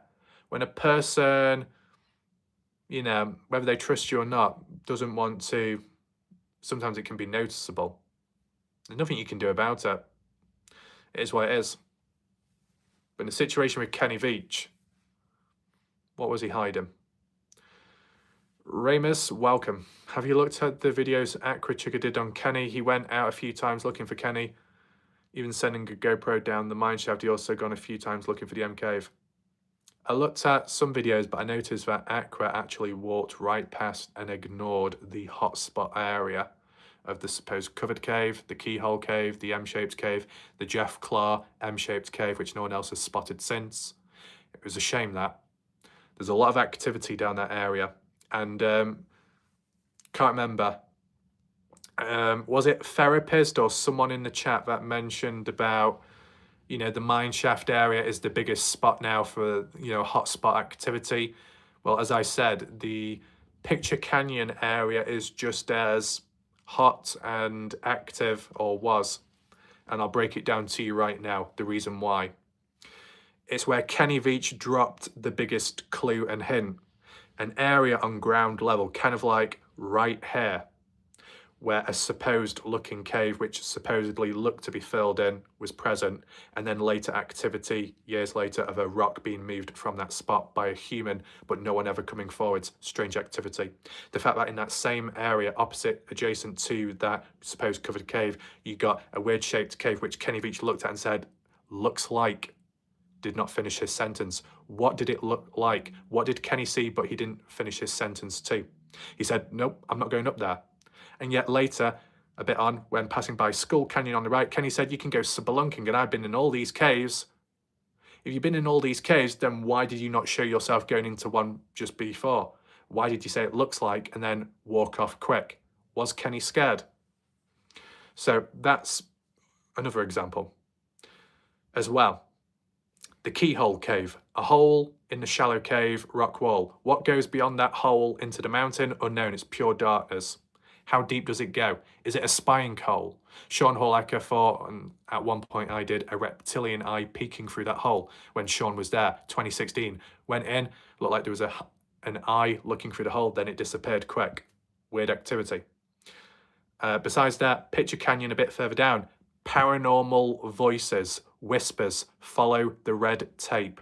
And when I did that video of Follow the Red Tape, that's when this fake Really Robin decided to show up and return and did videos on those red cassette tapes of interviews claiming to be to do with Kenny Veach.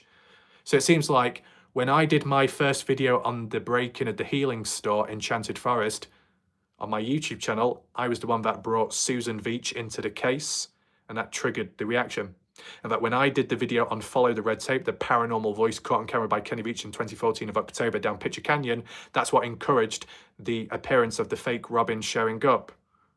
So it seems like I've summoned a handful of people with time, which may not always be for the best outcomes, but yeah.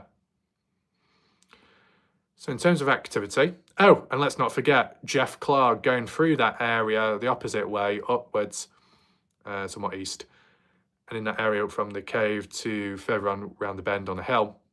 2 hours in terms of the time difference between two photos taken under 1 mile distance, but taking 2 hours to complete. Strange activity for Jeff, and getting zapped on that day elsewhere. And then at a later point, SB Vega's adventures going through that area and his footage being lost. What the hell is going down Pitcher Canyon? Pitcher Canyon is dodgy. Around the radius of the mine shaft before Wild Horse Pass is dodgy. Weird whispers and phantom footsteps and a fill-in of the cave and a fill-in of the mine shaft, a crystal skull, 2 prominent areas with strange activity. The third one would be Robbins Canyon on the other side of the mountains, but not as much has been built up there. You got the weird rock anomaly M symbol and then that bigger cave. But I'll say it now. I've not watched the video completely, but when SB Vegas showed the footage of where he came across the, was it like a carabiner, red rope, and blue rope, in between those rocks and wedged under, looked like someone has been climbing up there. Well, guess what? Months ago in 2025, Scott Natal was right there. He's got a video of it on his channel, but he never revealed where he was, or to my knowledge, he didn't reveal where it was. So it's interesting how Scott Natal was out there where SB has been in recent time. So there's a breakdown in communication. Scott Natal is a bit more of an outsider hiker ever since. Not as many people know about that footage. So I can do a side-by-side comparison at a later point to show SB or just people in general of the finding, because it looks the exact same, and the area too. And it all links together. That's where Scott Natal was panning the camera around, and then there was like a weird figure caught on camera over the mountains, just I don't know, stalking or present. Very weird. Right. What else do we have? Yeah, I've done the rope one. Frequency and technology. So there was a viewer recently that suggested, is it possible for hikers to get some like high frequency device? If there's interference, if there's military equipment, if there's any weird activity going on out there, could you take some kind of frequency detector? Would that help? Would it detect anything when going down those areas where activity has taken place before? Would it uncover any truths? I don't know myself, but it's just a suggestion. No Man's Lands, I think the 2 caves aren't deep. The one marked with an M, the one at the top of the canyon, has also been explored by SB, also not deep. When you say the canyon, No Man's Land, do you mean Pitcher Canyon? And when you say about the one at the top of the canyon, which one's that? Well, it can't be the one Jeff Clark did, because Jeff Clark, that was more halfway down or halfway up, depending which way you go. Right. So it looks like, as for bullet points, I've been able to make note of most of the stuff there. As for everything, that's gone down, if there's any additional questions, feel free to leave them now. And then once that's done, I can get on with the suggestion by me and Maven of the psychology stuff. If people want that, I'll do it. More NX. There are large deposits of the quartz out there. It can cause anxiety, hallucinations, all kinds of issues. Hood Boys, wait, so if there's no official death certificate for Kenny, then he ain't dead. True. I mean, officially, Kenny Veach is classified as a missing person, and that's it. He's not been officially declared as dead, to my knowledge. There was a website, like a funeral one, but it was an amateur website, claiming that Kenny Veach was dead. But how do they have the proof to say that? They're just assuming. And if you're just assuming, it's not official. Kenny is a missing person, and that is it. You can say it's likely that he's dead. It's unlikely that he's alive, but there is still a chance. So yeah, I've caught up with everything that I needed to explain. Any more questions or points, theories, if you want my thoughts on it, feel free to leave the odd little comment here and there. Give that a couple of minutes, and then I'll get on with the other stuff. Missing or very smart man. I mean, I don't know if you could argue and say, did Kenny Veach purposely make himself look a bit silly in his videos to trick people? Look, this is the thing, I see it too often in life. Whether it's a psychological form of mind games or it's more so a form of low self-esteem. At times, what humans will do is play the naive card, the naivety card, to try and explain or justify or to excuse their poor choices in life or how they treat one another and how they get treated and etc. They'll use the naive card, but sometimes people know exactly what they're doing. They're just using it as an excuse so they can be let off or not be looked down upon in a shameful way, etc. Other people can play dumb and say, oh, they're so stupid, don't know what they're doing, they're not the brightest, they're a bit dim. Well, look at their life. Are they living in a house? Well, they must be doing something right in life. Do they have a job? Well, they must be doing something right in life. Are they very busy with work? Well, then they must be dedicated and focused and getting about and doing what they need to do. So obviously they're not that stupid because they've got it built, they've got the foundations, they're known, they're respected, etc. I can't stand those type of humans. On a smaller scale, very small scale, it was like when it came to exams and exam results. The typical people that know that they've done well or done reasonably well, all of a sudden lose confidence and say, I think I've failed. I think I've done really bad. I don't know what I'm going to do anymore. I'm such a failure. Oh. Or they open the results. Oh, I got an A instead of an A star. My life is over. Oh, I'm so dumb. I'm so stupid. Stop with that self-external manipulative minimization. That's exactly what humans would do in hopes of me praising them and saying, no, no, no, that's fine. That's good. You've done really well. And secretly in their head, they're like, yeah, I know. I'm better than you. I've done more. I've got more, of course. I only put myself down just so I could get praised more by other people. That's exactly what humans do, and I see it too often. So yeah, people can put themselves down, but it's done in a very manipulative way so they get praised afterwards, and I detest that. If I put myself down, I'm doing it in a realistic way, very extremely realistic way. Whether it's exactly true or not, I can understand that humans see the best in others, whilst oneself can't, but oneself can see the best in another person that can't see in themselves. I get that. Yeah. That's why at times being around someone or a group can bring out the best in you and you can bring out the best in them. You can see what they can't see. They can see what you can't see. That works. That's healthy. That's good. But the people that do it in such a way where they want to be backed up, they want to be praised. Let me just catch you with the comments. Jeff Clark, Raf has never complimented me. Well, I think Jeff Clark's profile picture of the letter J and the purple contrast to the background is stunning, beautiful. It almost makes me bring a tear to my eye. I'm a little bit jealous and I envy Jeff Clark for his profile picture. I really wish to strive to be more like Jeff Clark. So yes. Is that good enough? How much are you going to pay me, Jeff Clark, for that compliment? Dale, don't cry. Don't worry, I've got Matt Lingo's baseball cap to wipe away my tears. Hopefully the hat's clean, unlike the shed. Right, let me just... Ew, those are main character syndrome people. Losers.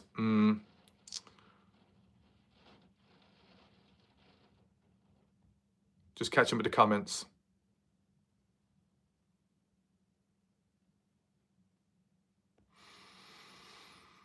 A few years ago, I met a mysterious older man on a trail in the NF. He hikes all over the place, spends most of his time out in the wild. Do you think Kenny could have done the same? I mean, whilst yes, he's into hiking, how full on is he with hiking then? Travis, have you been locking in with fitness-wise recently? You look like a different person in those older MK videos. Wow. I mean, in fairness, I'll give you a heads up, Travis. In my older videos, 2020, 2021, I wasn't doing much exercise. In 2022, did a bit here and there. November 2024, when I thought, you know what, I'm going to go dark. I've not got much. I've got nothing to lose. I haven't got much to begin with. I'm going to go dark. I'm going to go underground. I'll just do the weights, do the YouTube, repeat every day, keep it basic. Might not seem much, might seem pathetic, but that's just what I focused on in, and tried keeping up with that almost every day since. And I guess visually it changes in some way from, I mean, there might be some photos here and there from the past that could be done as like a side-by-side comparison. Besides the muscle growth, I'd say the face has changed extensively. I think it might even date back to 2023, maybe early 2024. And before that, my face looked more like one of those Lego figurines. It looked more like a block. For some reason, it looked quite bloated, the face. And I think there was a lot more markings on the face as well. Looked a bit of a mess, but that's just how it was. But in fairness though, in 2024, at the start of 2024, I did weigh 224 pounds. As of right now, I weigh 193 pounds. But I still think before weighing 224 probably still looked like a mess. I think sometimes I looked homeless as well, which then again, when I do video recordings in a shed, it kind of gives that theme away. But yeah, I think some changes here and there, and see what happens.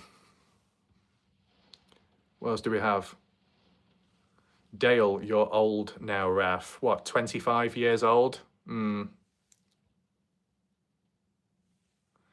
Travis, the no profile pic aura, yeah. And we're approaching winter, going to that winter arc. Yeah, transform into Bane. Mike English, yeah, but don't you train BJJ or something? I don't know, Mike, if that's a reference to the Dylan Rounds case community, where I said somebody else is a BJ expert. Oh, sorry, I mean a BJJ expert. I don't know. I don't know if it's like a little funny reference to that, because I do remember that being brought up back then. But you're talking about, what, Brazilian Jiu-Jitsu or something? No, I don't do that. I don't do MMA training. I don't do boxing or anything like that. I mean, maybe at one point I was thinking I wanted to be a cage fighter, but then I thought, I don't want to lose teeth. We got Alex F. Welcome. Hood Boys, I knew it. I'm 26. Wow, finally.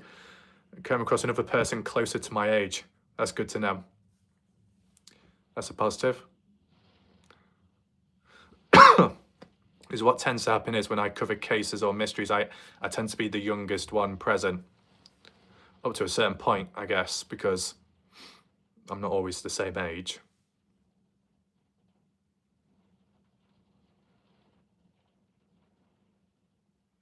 Raf is not that old. He looked like about my age. Right, there we go. Yeah, I'm just catching up with the comments.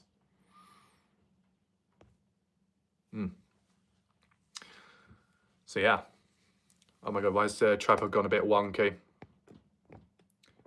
Yeah, so for anyone that's joined late, we've just been talking about the latest activity recently in the Kenny Veach MK case, ranging from, you know, the situation with Kenny Veach's sent, new perspectives there, proving that Kenny didn't end his life out there, the situation with the mineshaft being filled in and the secrets possibly buried within, and it no longer accessible, and it does add its own complications to that, and the other concerns of what else will be covered up next, what else could be filled in. I know SB said the other mineshaft, there's no reason to be making any adjustments there, but really, if they're going to do one thing, they might do more. You never know.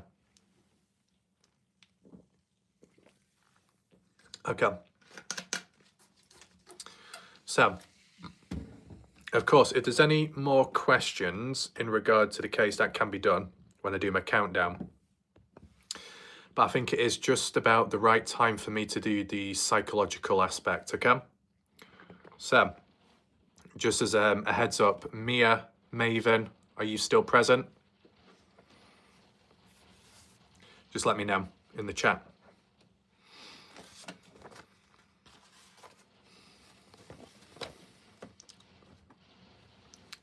Okay, that's good, Mia. So I'll just start in a second. Dale, the problem is no caves have been found yet which are deep enough. But of course, if Kenny got stuck in one, if it got filled in or collapsed, well then by now it would appear not accessible. So, But at the time of when Kenny Veach was out there in 2014, before he went missing in October, his footage didn't show any explorable caves, so it's kind of hard to tell. Anyway, if there's anyone else watching in the background, anybody else that wants to listen into the psychological aspect, feel free to do so. So the theme that I'm going to talk about, as suggested by Mia Maven, is the psychological effect of someone, the psychological effects due to prolonged trauma. Now, just as a little bit of clarity, because I can talk about it in two ways. Welcome, Driven. Just a quick question, Mia, and I can cover both angles, don't worry. In terms of prolonged trauma, are you talking about the exposure to trauma with whatever's going on, or the prolonged post-trauma of it not being dealt with or resolved? I mean, I can cover both angles because it does follow a certain order, of course. It might make sense to cover both start and end. Okay. So, the psychological effects exposed to prolonged trauma will obviously be more detrimental. Exposure from law enforcement or healthcare workers' point of view. Exposure from it from a law enforcement or healthcare workers' point of view. Right. What I'll do, Mia, because I'm not to do with law enforcement or healthcare, I will base it off a relationship status, as in the sufferer being in a relationship exposed to trauma, but it can still apply to the healthcare situation, because when it comes to healthcare, if you're caring for someone and on the receiving end of something or bad treatment, it's a form of care towards someone. It's a form of an emotional bond or an attachment to someone, and how you can get burnt in the process when things go wrong. So there can be a crossover. I'll just use my example because it's easier to explain and I'm in more of a position to explain it. Anyone can be under the umbrella, yeah. So what I'll do, I'll explain it from my point of view, and then it can cross over with the other roles and areas with people. But what I will say on the surface level, depending what role you are in and what you're exposed to, it can be worse or less, depending. The longer, the closer, the more connected you are to someone or a situation, the greater the damage down the line, besides it being prolonged. The less connected you are to someone, still damage, of course, but not to the same extent. Right. So, I am not a sufferer to it, but basing it on the third person aspect on, if you're an individual that knows of someone that is experiencing or has experienced a prolonged trauma, how do you help someone in that position? Or how do you help to understand their situation? Or how do you help to provide them perspective on what they have gone through and acknowledging the situation? Hood boys, man, I have to leave my girlfriend. She would always try to beat me up. Shit, sorry to hear that. I don't know if this video or what will help, but yeah, I'll just continue on just for now. So, when you are in the presence of someone And the closer you are to them, the more there might be conversation and dialogue in learning more and picking up on more at a certain given time. If you're a bit more distant from the individual, it might be harder to get answers or for the other person to open up. So sometimes there's a process to it, that if certain forms of familiarity can be shown, as in a certain voice, a certain tone, a presence which the other person is familiar with, that they know you build a rapport, you build trust. It doesn't have to be all down to learning about their trauma or their problems, but when you just simply interact with them under certain circumstances and conditions, that you treat them as like how you treat anyone else. No special treatment in that sense, because it would be too obvious, and no other external stuff because they might see it as an insult. You just simply interact with whoever. And of course, it won't be as casual if you're in a relationship with someone or getting to that stage. So in terms of when you're in the presence of a person, and you might pick up on those signs, those social cues, those prompts, the body language, the behavior, the moments of silence, the moments of flinching, the moments of reacting, the moments of becoming distant or confused or overwhelmed. They might not say it in words, but they may display it in action or body language, and you may pick up on that yourself. You may not be hyper alert or hyper vigilant, but you might sense or pick up on something is wrong in this friendship, or something is wrong in this healthcare situation, something is wrong in this relationship. You don't quite know what's really going on, but you can feel it's just not right. When the mask fails, yeah. When the mask fails is when it's dropped and you see the true side of them. In some ways, it can differ from person to person, but it's better to see the raw version of who you're around rather than the created, temporary, happy version of the individual. Sorry about the coughing, hopefully it doesn't disrupt the talk or phlegm. So, once you're in the presence of someone and you've built a rapport and you're starting to understand them, and then you learn the patterns and behaviors. And if you feel that maybe there's a direction or goal that isn't being met, or what you have in mind, your wants and needs are not aligned with their wants and needs, or not at this moment, it can create a bit of a dysfunction. It can create a form of isolation that when you're in the presence of someone, it shouldn't be the most isolating time, but it can be at moments, because what you're thinking of, what you're suggesting, they're not.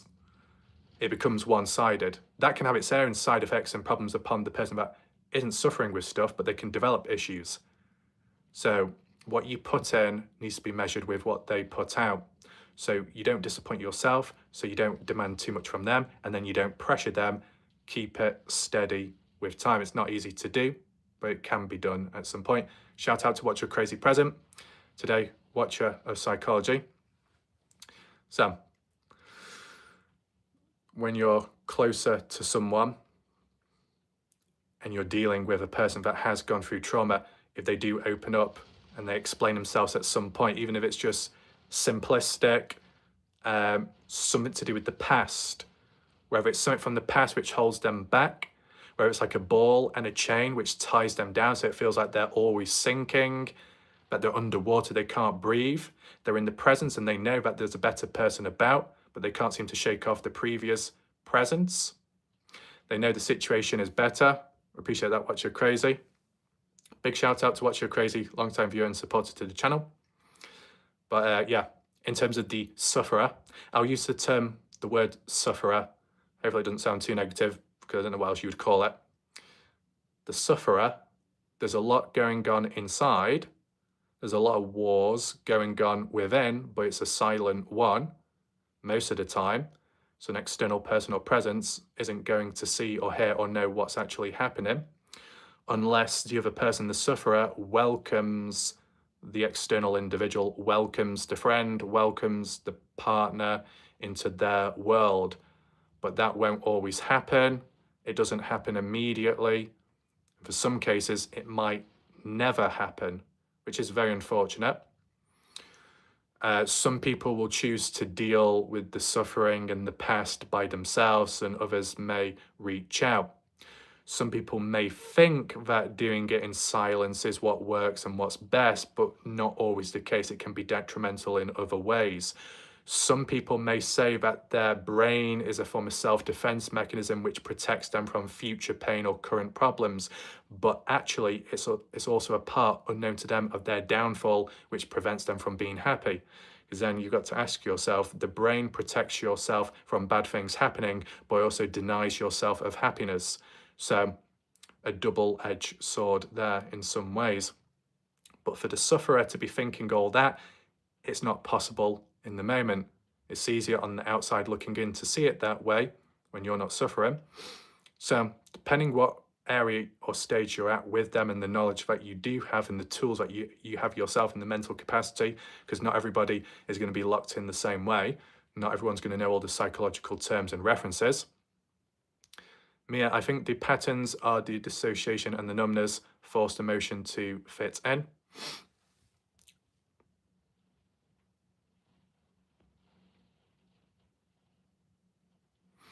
Crushing on someone is tough business. I guess it is when it's not reciprocated back. You could bleed your heart, you could paint the blood on your wrist and down your chest, and you could write their name out in your own blood upon your body, but if it's not reciprocated back, metaphorically speaking, it will destroy you. So, just catch up with the comments.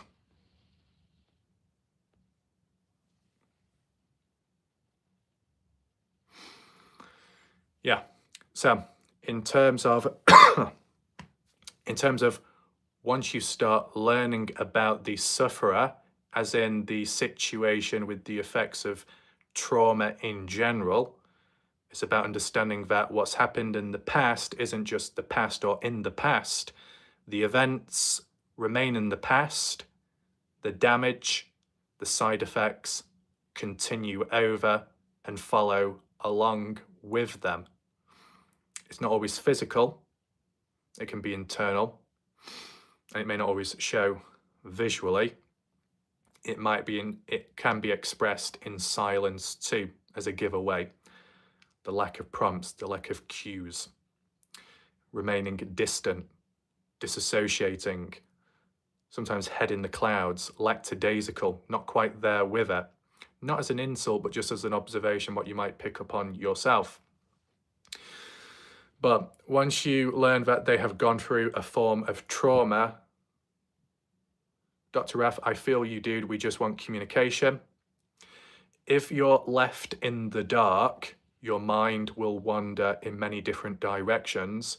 And if you are an overthinker, it's a recipe for disaster.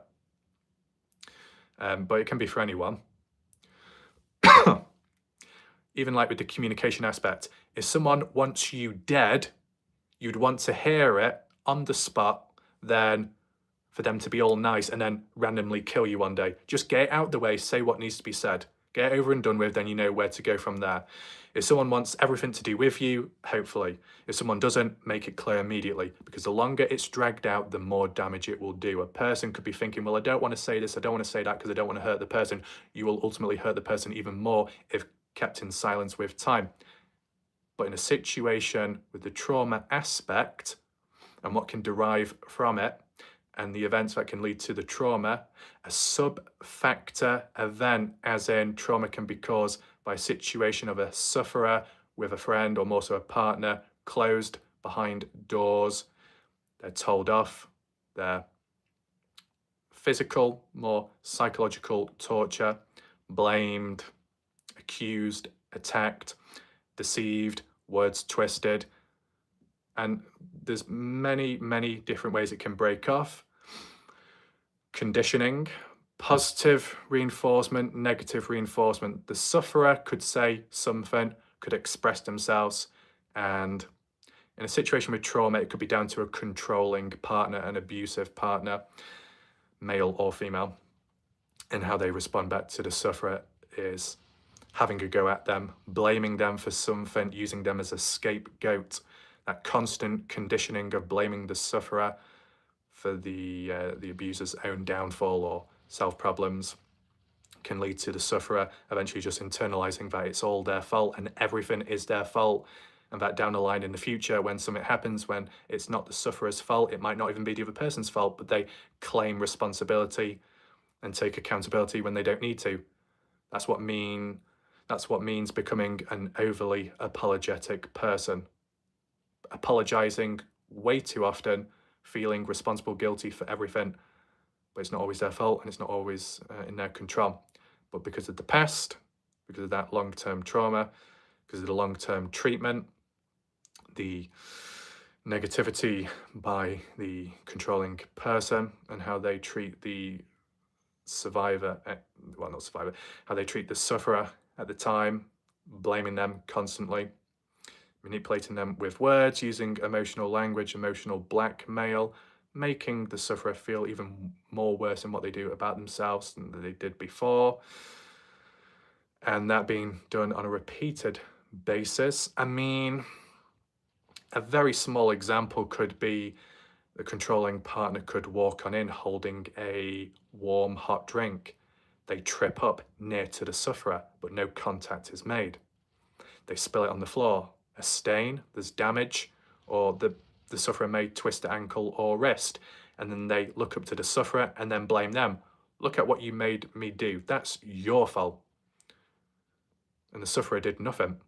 But there could be an excuse by the controlling one by, well, your leg was out, you tripped me up.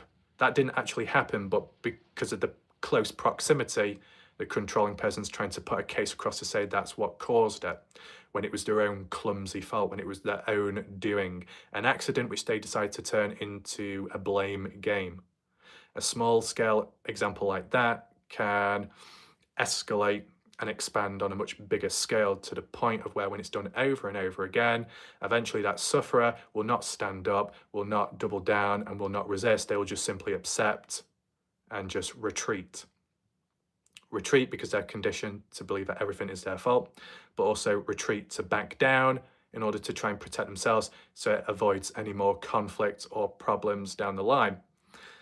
A form of trauma in which, if in the future, in a different situation, setting, and people about, in a more healthier environment for them, if something goes wrong and they feel responsible, they'll take accountability quick, because if they don't, or in the moment when they do, they may get flashbacks to the past.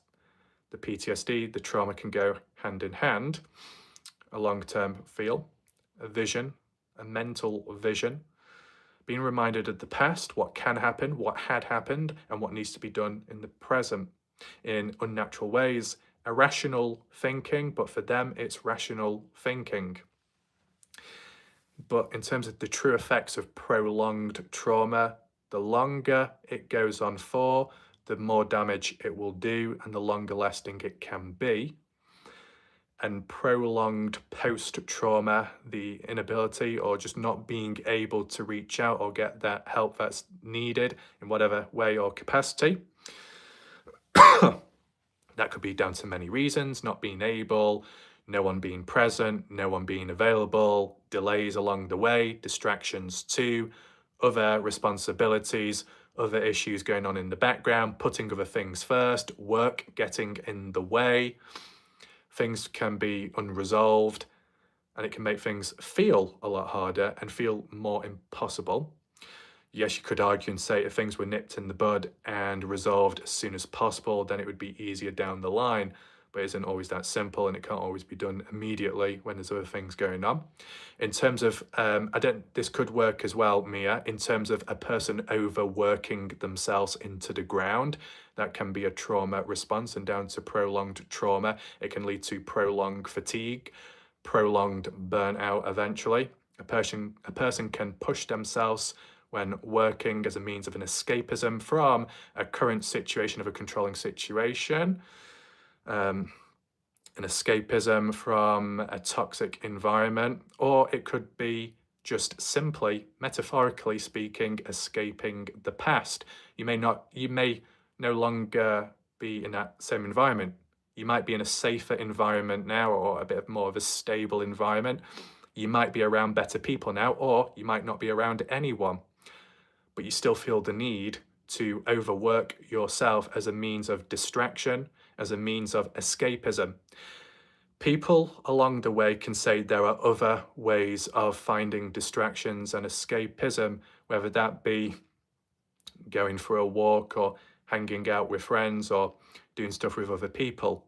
But if you're or if you are already long gone and you've already conditioned yourself, as in if you are already overworking yourself in the past during the prolonged trauma and abusive relationship, you're already in that cycle. You're already in that routine. And once a routine is in place, it's hard to escape or get out of. And if that routine is adjusted or changed at any point, that can lead to additional disturbance, and it can lead to a feeling of loss of control. And if you're in a situation or a relationship, an environment where you have lost control, your innocence has felt like it's been ripped away, your trust has been ripped away, the self-respect has been ripped away, but how they see you has ripped something away from you, of who you are, what you were. You feel you've lost yourself or you've lost your voice at the time, and the only constant in life is overworking yourself. That's what you adapt to. If it's the only time where it feels like you go under a bridge when there's no rain, that's your silence, that's your peace in some way.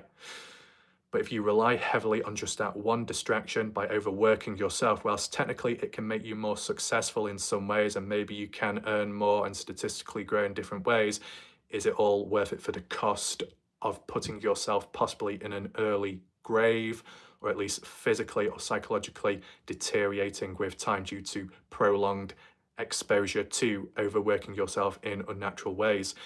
It's justified with rational thoughts to them at the time. It's a way of escaping, but in the long term, it can be detrimental to their health and what they get up to. And if they're already doing it at the time of, during the trauma, the environment that they're in, it's harder to break away from. And that if they do change the cycle or patterns, whether they've got OCD or not, when changing the routine after adapting to it for so long, it feels like the one comfort blanket is ripped from them. So when external people just say, oh, go and do this and go and do that, you don't have to overwork yourself. You can just have fun. You can hang out with friends. But for them, that might seem impossible because they're so used to a certain method or a procedure. But there might be other means of distractions and other healthier balances out there. But for them, you can't expect them to change it up. You can't expect them to just change the cycle and pattern just like that. It's got to be done slowly and eased in with time, if that's even possible to begin with.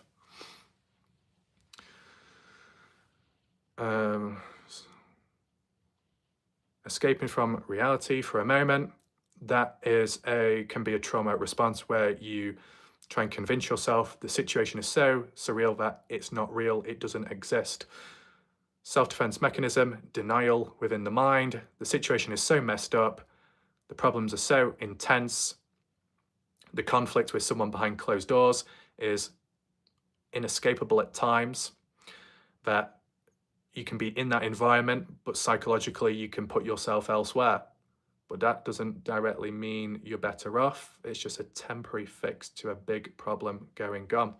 By pretending the problem's not there, by pretending it doesn't exist, you can be a little bit more at ease and at peace, and a person is deserving of that. But under those circumstances, it might not be enough, or it might not be a long-term fix. That can apply in the moment when there's trauma. It can also apply post-trauma when out of a relationship, when out of the mix of things.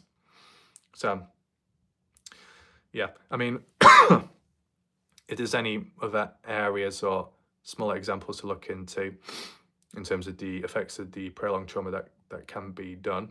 But yeah, the closer you are to someone, and when it does go wrong, it can cause major issues. If you don't know of someone that well and they treat you bad, you might be able to stand up, you might be able to back off, you might be able to take more action. But in a controlling situation, the individual that does the damage and causes the problems, they may be smooth, they may say all the right words, they may lure the sufferer in. It all appears natural, nice and kind, and then slowly the bad person chips away at the innocent individual, and it's not quite noticeable. There might be a bump or a blip here and there. the sufferer may justify it by saying, oh, it was just a misunderstanding, they still love me at the end of the day, it is what it is, can get over this, can get past it. But then it happens again, and then again, and then other times it can be very slow and constricting, like an anaconda, to the point where the sufferer, when they do eventually wake up, it's when the damage has already been done. And in the presence of them, when they do wake up, and if they did, it's too late, or at least it feels like that at the time.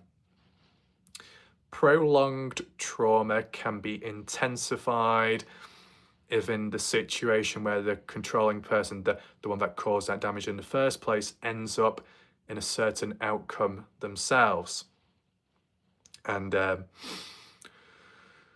not to get too specific, because it can apply in many different situations, if under whatever circumstance, just put it this way, under whatever circumstance the bad person was to depart, whether it be from this earth, this world, this life, or they just simply walked away from the relationship, after all that control, after all that conditioning of that sufferer, and that sufferer is left standing thinking, what the hell do I do now? Where does one run to? Where does one go? Because in the process of the prolonged trauma and the effects and damage along the way, that the sufferer is associated with a bad person, and if that bad person is bad towards other people, towards what the sufferer knows of, friends, family members, acquaintances, work colleagues, etc., what can ultimately happen is leading to alienation, in which that sufferer may have had social networks, contacts, a support team, a support network, somewhat in place, somewhat balanced to some extent, even if it's just a small group of people.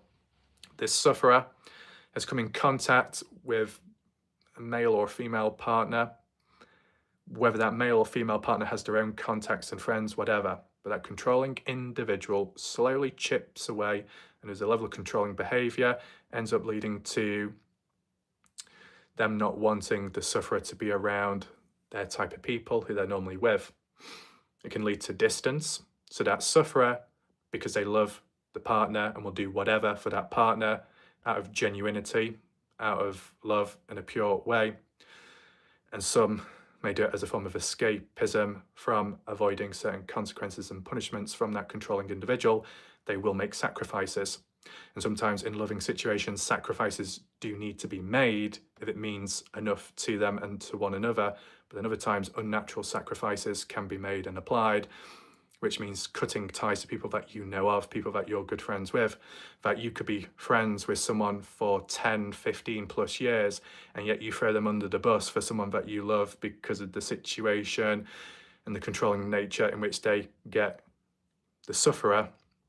They force the sufferer to make an ultimatum decision, as in, it's either me or it's them. Are you going to choose me, or are you going to choose your friends? Who do you love most? Who do you care? They can use emotional blackmail and say, if you truly loved me, you would do this, you would do that. Make the sufferer feel bad about themselves, make the sufferer feel that they're to blame for the partner feeling the way they do. Emotional language tied in with the conditioning, positive reinforcement and negative reinforcement. Certain actions performed, if it leads to a consequence, you're less likely to perform that action again. Positive reinforcement, continuing to produce a certain action or response to someone or environment because you're rewarded for it. And that can just apply to being rewarded, as in not being punished or told off or being attacked or verbally shouted at against the wall in a certain circumstance. So there's already been enough control and conditioning already that the sufferer may end up having to make an ultimatum decision, having to cut ties with friends, having to cut ties with longtime friends, best friends, maybe even family members, maybe even location-based as well, losing physical items, losing emotional memories, cutting ties, almost making it dead to them. So then they devote their time, their attention to that partner in unnatural ways as a means of, because they care enough, they want to show that they care and that the other person means a lot, and that controlling partner knows exactly what they're doing and they're getting what they want, but in unnatural ways, having to use emotional manipulation, emotional blackmail, emotional wording to get the other person, the sufferer, the innocent one, to make difficult choices. And once that happens, that leads to alienation, isolation. So if at a later point in time, if that controlling person did part ways, break ways, or even die under certain circumstances, then that means that sufferer is then left with absolutely nothing. They can't turn back to their friends because they've got none anymore. They can't turn back to a place of familiarity, a sanctuary, because they've lost it. They can't return back to family because maybe some ties were cut along the way. That's why sometimes when you get friendship groups, besides trauma, when you get friendships and situations when a new person comes on into that friendship group, it can unearth everything. It can turn things upside down, if that makes sense. One change, one presence of a different person that shows up, it applies similar to true crime and mystery. So I can apply it to right now, the Kenny Veach case community and true crime related, that when you've got a community and it's somewhat okay and fine and everything's okay. Oh, take care, Strawberry. When you've got a community and everything is so fine and okay, and then one person comes on in, a new person, or someone pretending to be another individual, planting a seed of doubt within a community, leading to self-implosion of that group, leading to an instability and it destroying itself. Planting a seed of doubt, pretending to be another person, an impersonation account, then acting nasty towards someone, and then that someone is friends with that impersonation account, but they think it's the real original person, but it's not. And then that fake person is doing that on purpose to paint a negative image of the original individual, so then that original individual then has conflict with the one on the receiving end of bad stuff, and then it's like an internal argument. It's divide and conquer. A person can purposely come on into a community and destabilize it and destroy it within.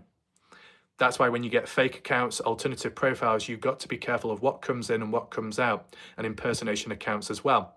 I've been on the receiving end of that. People failed to do it because people can't replicate me. People can't use my wording, my language, my tone of voice, my depth, because my depth is of an abyss. Other people's minds are a depth at a basement. So that's why other people can't, pretend to be me. People aren't as dodgy as me. Well, actually, that doesn't sound too good, but you get the idea. I'll just have a quick drink because my mouth's getting a bit dry. Mia, you are spot on, Raf. Excellent advice. You are a lovely person, and I thank you for speaking about this. I hope it reaches those who need to hear it. Much love and respect from Nevada. Appreciate that.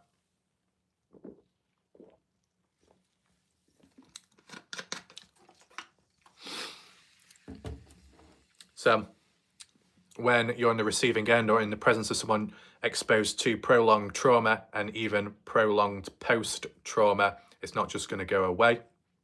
It can carry on. So what you do, once you get an idea of the fact that they've got trauma in the first place, and then you slowly learn about where it came from, it's important to understand the origins before you do anything else. Once you know of the origins and where it came from and how it started, then you know what to do and what not to do. Understanding certain triggers also key and important, so you don't accidentally say the wrong thing or do the wrong thing, such as raising your voice or even raising your hand, which means nothing, but to them it could mean a reflex, as in they think that you're going to hit them when you're not. Raising your voice, even if it's natural and it can happen in most situations, and it is what it is for them because they've been exposed to shouting, arguments and tension like that. A part of the abuse, a part of trauma along the way. They familiarize a certain environment of high tension, conflict, intensity. They familiarize a loud voice, a loud sound with the past, a flashback.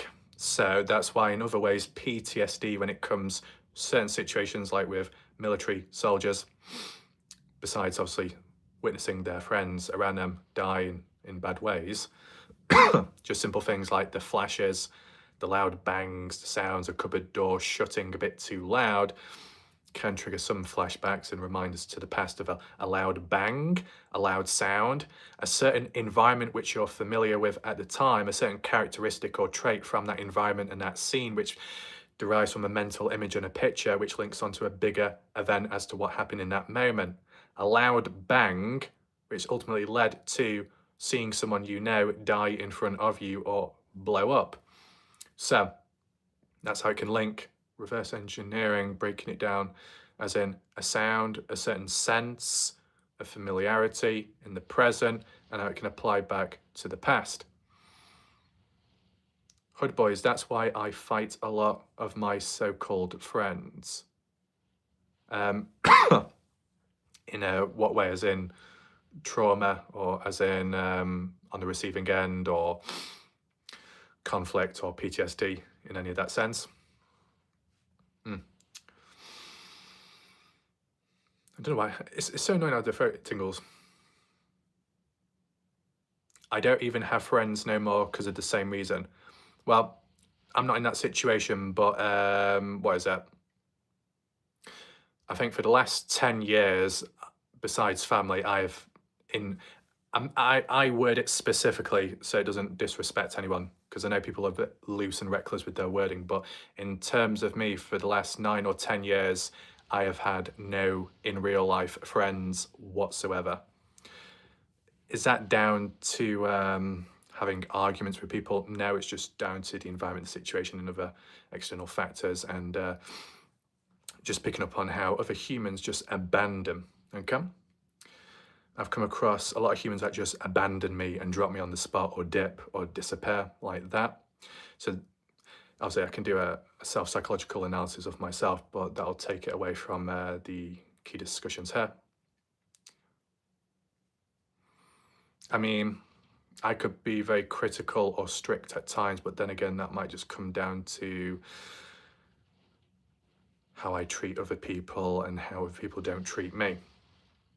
I think because my memory is too good, it creates an unrealistic expectation in sensing do other people have the same memory as me, and most of the time it won't be the case. So it can lead to disappointment in others, which isn't obviously a good thing. If my memory was shit, or if I treated people badly, then I wouldn't be as strict as in how people treat me. So if your standards are high, or just in certain aspects at least, if your standards are high or your innocence is too good, when you come across other humans, there might be levels of disappointment. So adjustments need to be made with time. But when someone's exposed to prolonged trauma, adjustments can't just be made like that by the click of the finger. However,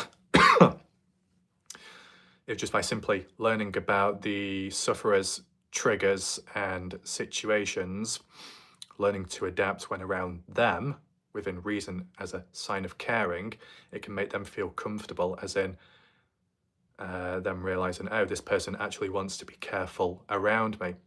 Certain behavior, treating them different but in a better way, can take them time to understand what's going on and to try and pick up on it. Because a person that's gone through trauma isn't used to being treated nice, because it feels like there's got to be a catch. What's in it at the end of the day? What's going to end up happening to me? This person's being nice now, but are they going to be nice tomorrow, a week on, a month later? And a genuine nice person could be nice forever or for a very long time, but the sufferer isn't going to see it that way because they're so used to a catch. Let's just catch up on the comments. Mia, I don't trust humans. Humans are a constant letdown. My standards for most people are through the floor. That's fully understandable. Ring fake when new people come around. Oh, being fake when new people come around. Oh, as in people that you've come across have been fake. I mean, in terms of the trauma aspect, a trauma survivor, a trauma sufferer can fake things themselves, either to protect themselves or to avoid questioning. They've got a smile on their face, but inside it's upside down, it's something else.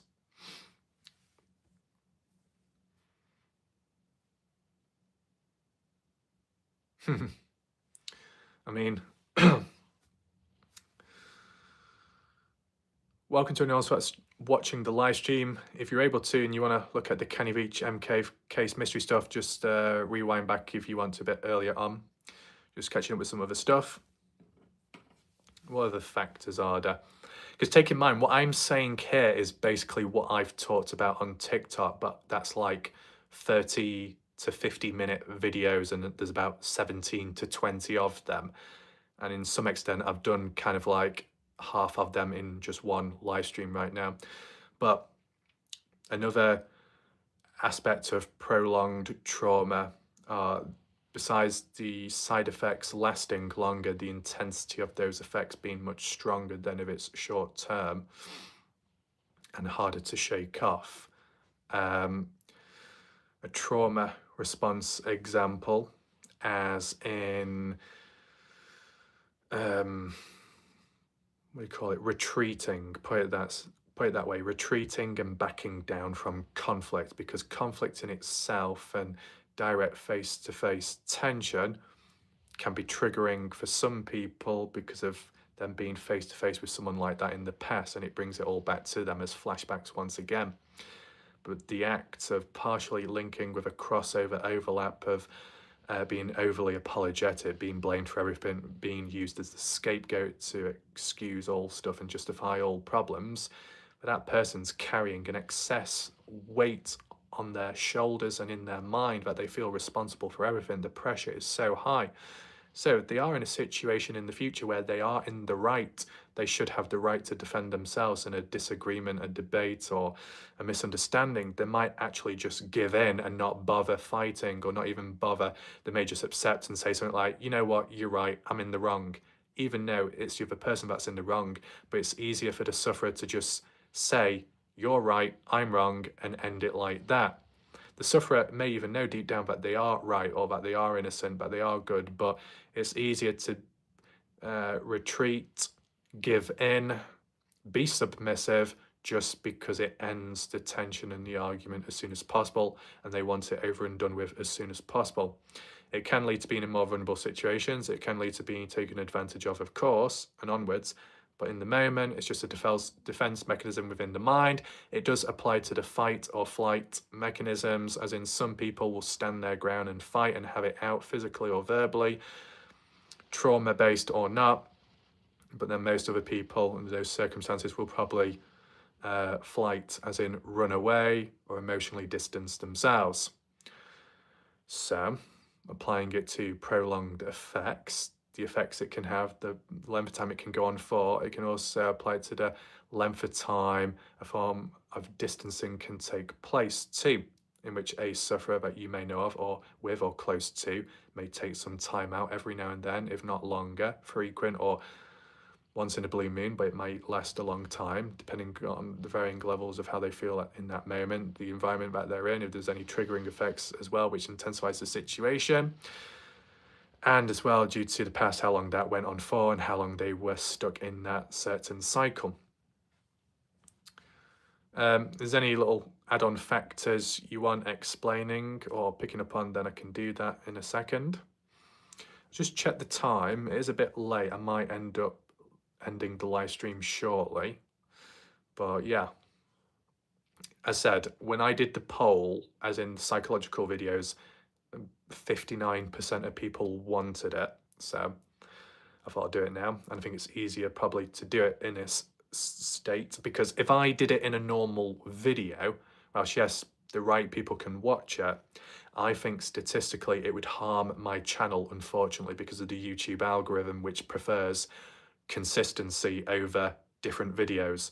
And that's why I do more different videos on TikTok than I do on YouTube, because the algorithm doesn't punish you the same way. So if I slip things into videos like this, it's not a form of clickbait, it's a form of being able to do the other stuff without being punished by YouTube. Just as a heads up, But what I tend to do is the relevant stuff I cover at the start of my videos, and then some of the external stuff, which normally people wouldn't watch in a standard video, I'll include at the end of a other video. It's like when I did those funny map analysis. If I did that as a standalone video, hardly anyone would watch because people just wouldn't know about it or think of watching it in the first place. But if I include it in a regular video, which people are more familiarized with, they'll also be exposed to something different too, which they may or may not like. But I always make sure to give a disclaimer, just so people know we're transitioning on from something dark to something light-hearted, but people still have the cheek to whinge, whine and complain and try and twist it on me, which is manipulative, because at the end of the day, you got a lot of true crime channels out there, females, that paint the face, apply makeup, whilst also talking about a really bad situation of a child murder or raping and all that. Oh, so you can beautify yourself whilst also talking about a very bad crime. So if that's allowed, then I should be allowed to do what I do, okay? And yes, as for do I do true crime with makeup, no, I don't need to apply makeup because supposedly it's already applied to me because of the accusations along the way. I've been accused of wearing a wig, I've been accused of wearing false eyelashes, I've been accused of wearing red lipstick. Sorry about that, Mia, I must have stolen your lipstick when you weren't looking. I think, have I been accused of having like a breast increase size? No, but someone did suggest that I was a 44D bra, but I didn't know that I was wearing them unless they know something that I don't. So there are weird situations going on. I know the recent pattern, some people have got a little bit disturbed or a bit uncomfortable with when I'm talking because I'm too close to the camera. But I mean, like, what else do you want me to do? You want me to just stand back here? I'll stand back here when I do my videos. Hi there, welcome to the live stream. Clearly you can hear me, maybe you can't, I don't know, but I'll just stand here in the future when I do videos and pre-recordings because some people are a bit too threatened by my breath, probably, or just by my eyes. So we just stand here, keep a nice safe space. And I'm sure if I do that, people whine. Glenn, you stole my cat. Oh my God, Glenn.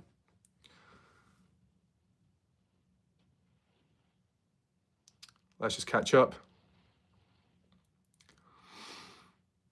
I hope you do more like this. I'd love the suspects in murder, missing and mystery angling cases as well. Yeah, because that's the, I mean, I can briefly talk about, or maybe I can do it another time. But the trickiest, most difficult situation, if you've got the perspective, you can do it, but when you're around a trauma person, it's not a good idea to do so. And what that is by understanding it from the abuser, as in why they did what they did, similar to how you would try and work back as to why a serial killer became that. And often it can be down to nurture, the environment they're bringing up when growing up, what's around them and how they're treated. And whilst I won't relate to that, in terms of certain school shootings and mass shootings, I did do an analysis of that back in college at the time when studying sociology, in which they said, use any example you want. So, okay, I'll use the, what was it, 1999 Columbine shooting, arguably justifying why it happened and how understandable it can be, even if there is collateral damage. And while some humans like to get all tense and resistant with me and say, oh, well, like Ralph, are you the next mass shooter? Well, don't worry, the UK doesn't have guns that easily accessible, so you're all safe there. Shh. But in terms of, you know, if you get treated like a monster, or if someone gets treated like a monster, you should not be complaining if it bites back. That's the reality. But ever since, quite a few of the mass shootings have linked down to psychological issues, down to other things. But what I would say, and people won't agree with it, but I do have a counterpoint. When it comes to certain mass shootings, in certain environments. If a person or people are treated like an animal every single day, can apply to bullying and beyond. It can wear people down and they can react in different ways. And people can say, well, I was treated badly and I didn't resort to that and I rose above it and I did this and I did that. Good for you. Do you want a medal? Because what was the saying by people in this world? If we all reacted the same way, the world would be a boring place. You try saying that to someone in those examples and they will resist and say, well, this is a different situation. This is different. No, it's not. It's you picking and choosing double standards. Be consistent or don't bother in the first place. Of course, when there's retaliation or revenge, the collateral damage aspect in a mass shooting is not good. If the correct people are targeted then, as bad as it is and illegal, it makes a little bit more sense. As for revenge, still not a good thing, but in their mind at the time, it's the only way possible. Just like with the trauma situation, how they may act and react to the abuser or to someone later on. They may act in a certain way because they believe it to be the best way, the only way. But they can't see the other ways, the external ways. Let me just catch up on additional comments. Wendy, that was great. Appreciate that. I need binoculars to see you. You need binoculars to see me over there. Oh, wow. Ooh, Raf, you should narrate mystery, romance, horror books. Your voice is perfect. Market that deep voice and use it to your advantage. Well, I'll probably use it more when that bloody cough goes. It's nothing serious. It was said that it can last up to 70 days. So then we'll do that. Lee McCarthy, have I just been told off? No, because I've not seen you before. But welcome to the channel. Glenn, I've had 4 of my neighbours murdered in the last 2 years apair. Sorry to hear that.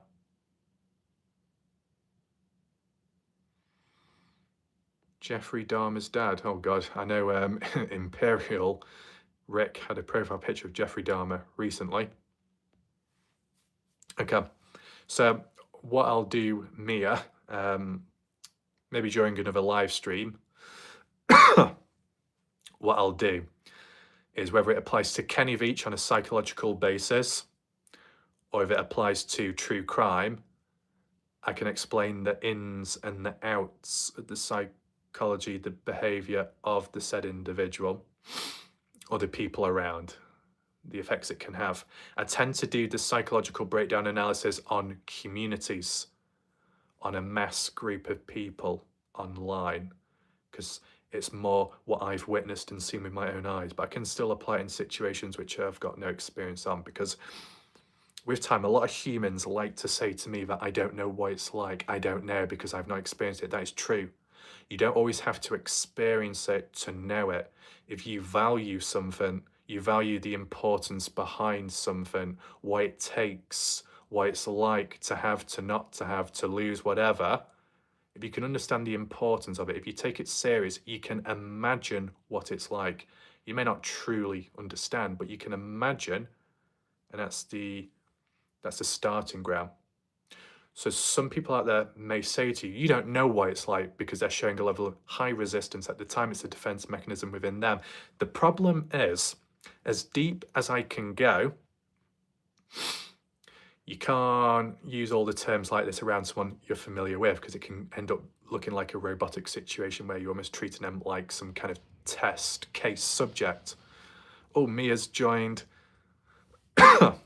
Welcome, Mia. Join in, much appreciated. What it means now, Mia, is you have access to some rather interesting 50 Shades of Wrath emojis, including a whip. So with great power comes great responsibility when it comes to using that, but it can definitely round people up when some start acting out or misbehaving in the chat. Trust me, I've tested it, it worked. It's probably not the best time to be talking about whips or getting whipped when talking about abuse and all that, but, you know, it's off subject. Oh my, indeed, Mia. an endless array from the front to the back of emojis, literally. And yes, the emojis are of me. It's probably obvious because my head's that big, but yeah. Oh, Imperial Rick already knows, doesn't he?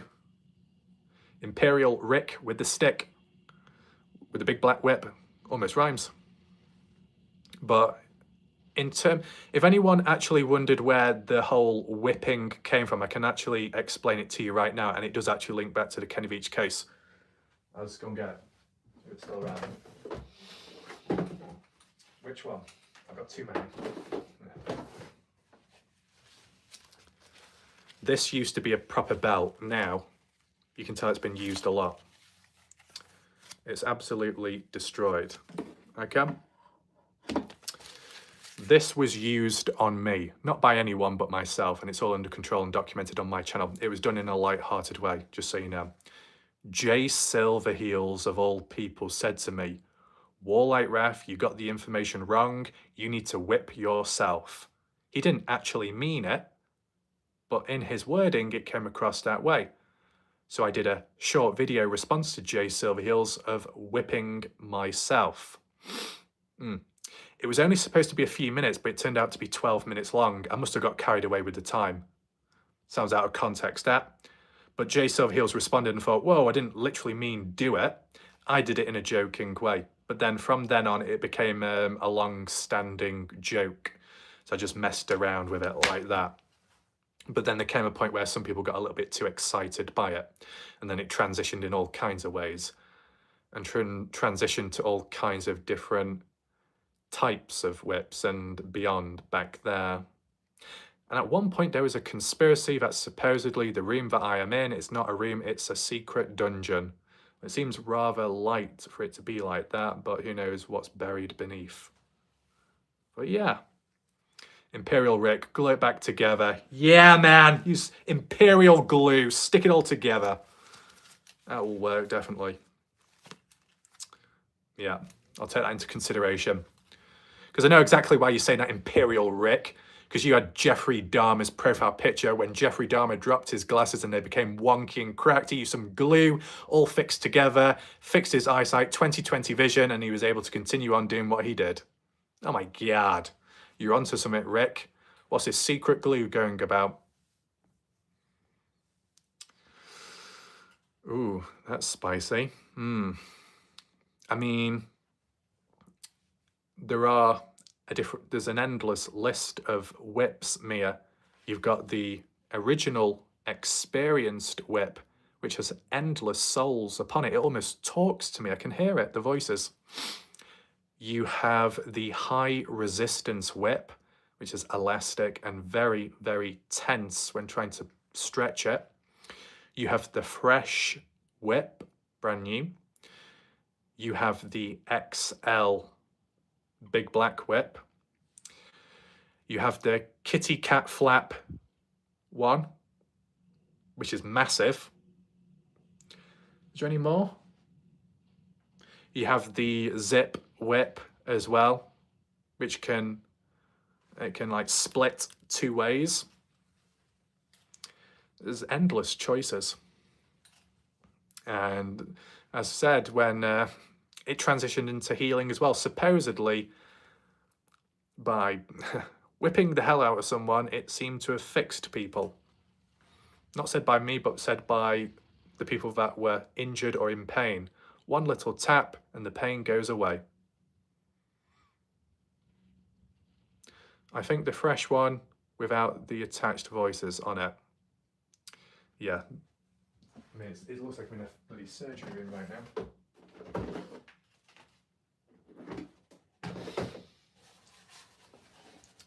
So when Mia shows up, oh, hi there, Mia. Nice to meet you. Yep. There you go.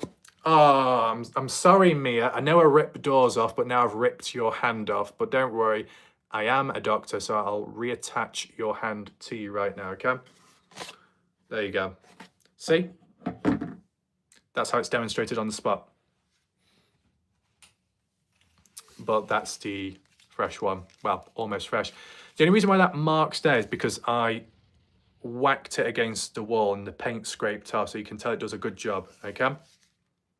There you go. Yeah. All in working order. Is that a whip stuck in the door behind you? Well, Wendy, it can certainly become a whip indeed. So mysteries are being solved by the second on top of many other things. Right, what I'll do now, in terms of the psychology part, I can continue that another time, another live stream in different ways. Whether that be adding on to the trauma aspect, Mia, if there's any areas I didn't cover or need to explain more, I'll do that. Or if it's just about other areas and situations too, I'll apply it there. In terms of everything that I say, there's no notes, there's no writing, there's nothing, it's all in here. Just as a heads up. In terms of the Kenny Veach stuff, as for live streams only, that is it. All that is bullet points, as in the order I talk about stuff, and that's it. If there's a script I've got to read from, I'm not good at that. I get too distracted by what I've got to say, what I've got to look at, compared to what I'm going to say and expand on. Sometimes trying to summarize something whilst also expanding on it can lead to conflict, and it gets a bit confusing. Anyway, besides that, I don't know if Mia is still typing in the chat. Probably not, because she probably can't type because her hand's been pulled off. Sorry about that. But I'll do a quick countdown now from 20 to 0, and then we'll leave it there. Oh, Mia is still able to type using her other hand. That's good to know. So I'll do the countdown now, then I'll end the live stream, and then as for tomorrow or the day later, I'll do a Kenny Veach video. Really important, I believe, unless there's any overlaps with other stuff I need to catch up on. Mia, sorry, went to get coffee. No problem there. Oh, Mia, did you see it when I pulled your hand off? I'll have to re-demonstrate it right now. Okay, no problem. Right, so I'll just recreate it just so you don't miss out. Oh, you did? That's okay then. Yeah, because I wouldn't want to put you through pulling your hand off again. That would be so unfair. Yeah, okay. So, any final questions to do with Kenny Veach? You can drop them if you want. Okay. 20, 19. I don't mind. Ooh, okay then, I'll take that in consideration. 19, 18, 17, 16, 15, 14, 13, 12, 11, 10, 9, 8, 7, 6, 5, 4, 3, 2, 1, and 0. I think there we go. I think we're done here. So big shout out to everyone that has watched. You too, Mia. Sleep well. Big shout out to those that have watched on and off. And of course, the people that have remained through this live stream as long as it has been. Imperial, thanks for the amazing live. Like always, you're welcome. Big videos to come. Deep analysis. The reason why I've slowed the pace just a little bit is so it doesn't become too overwhelming. I don't want one big thing to overshadow the other.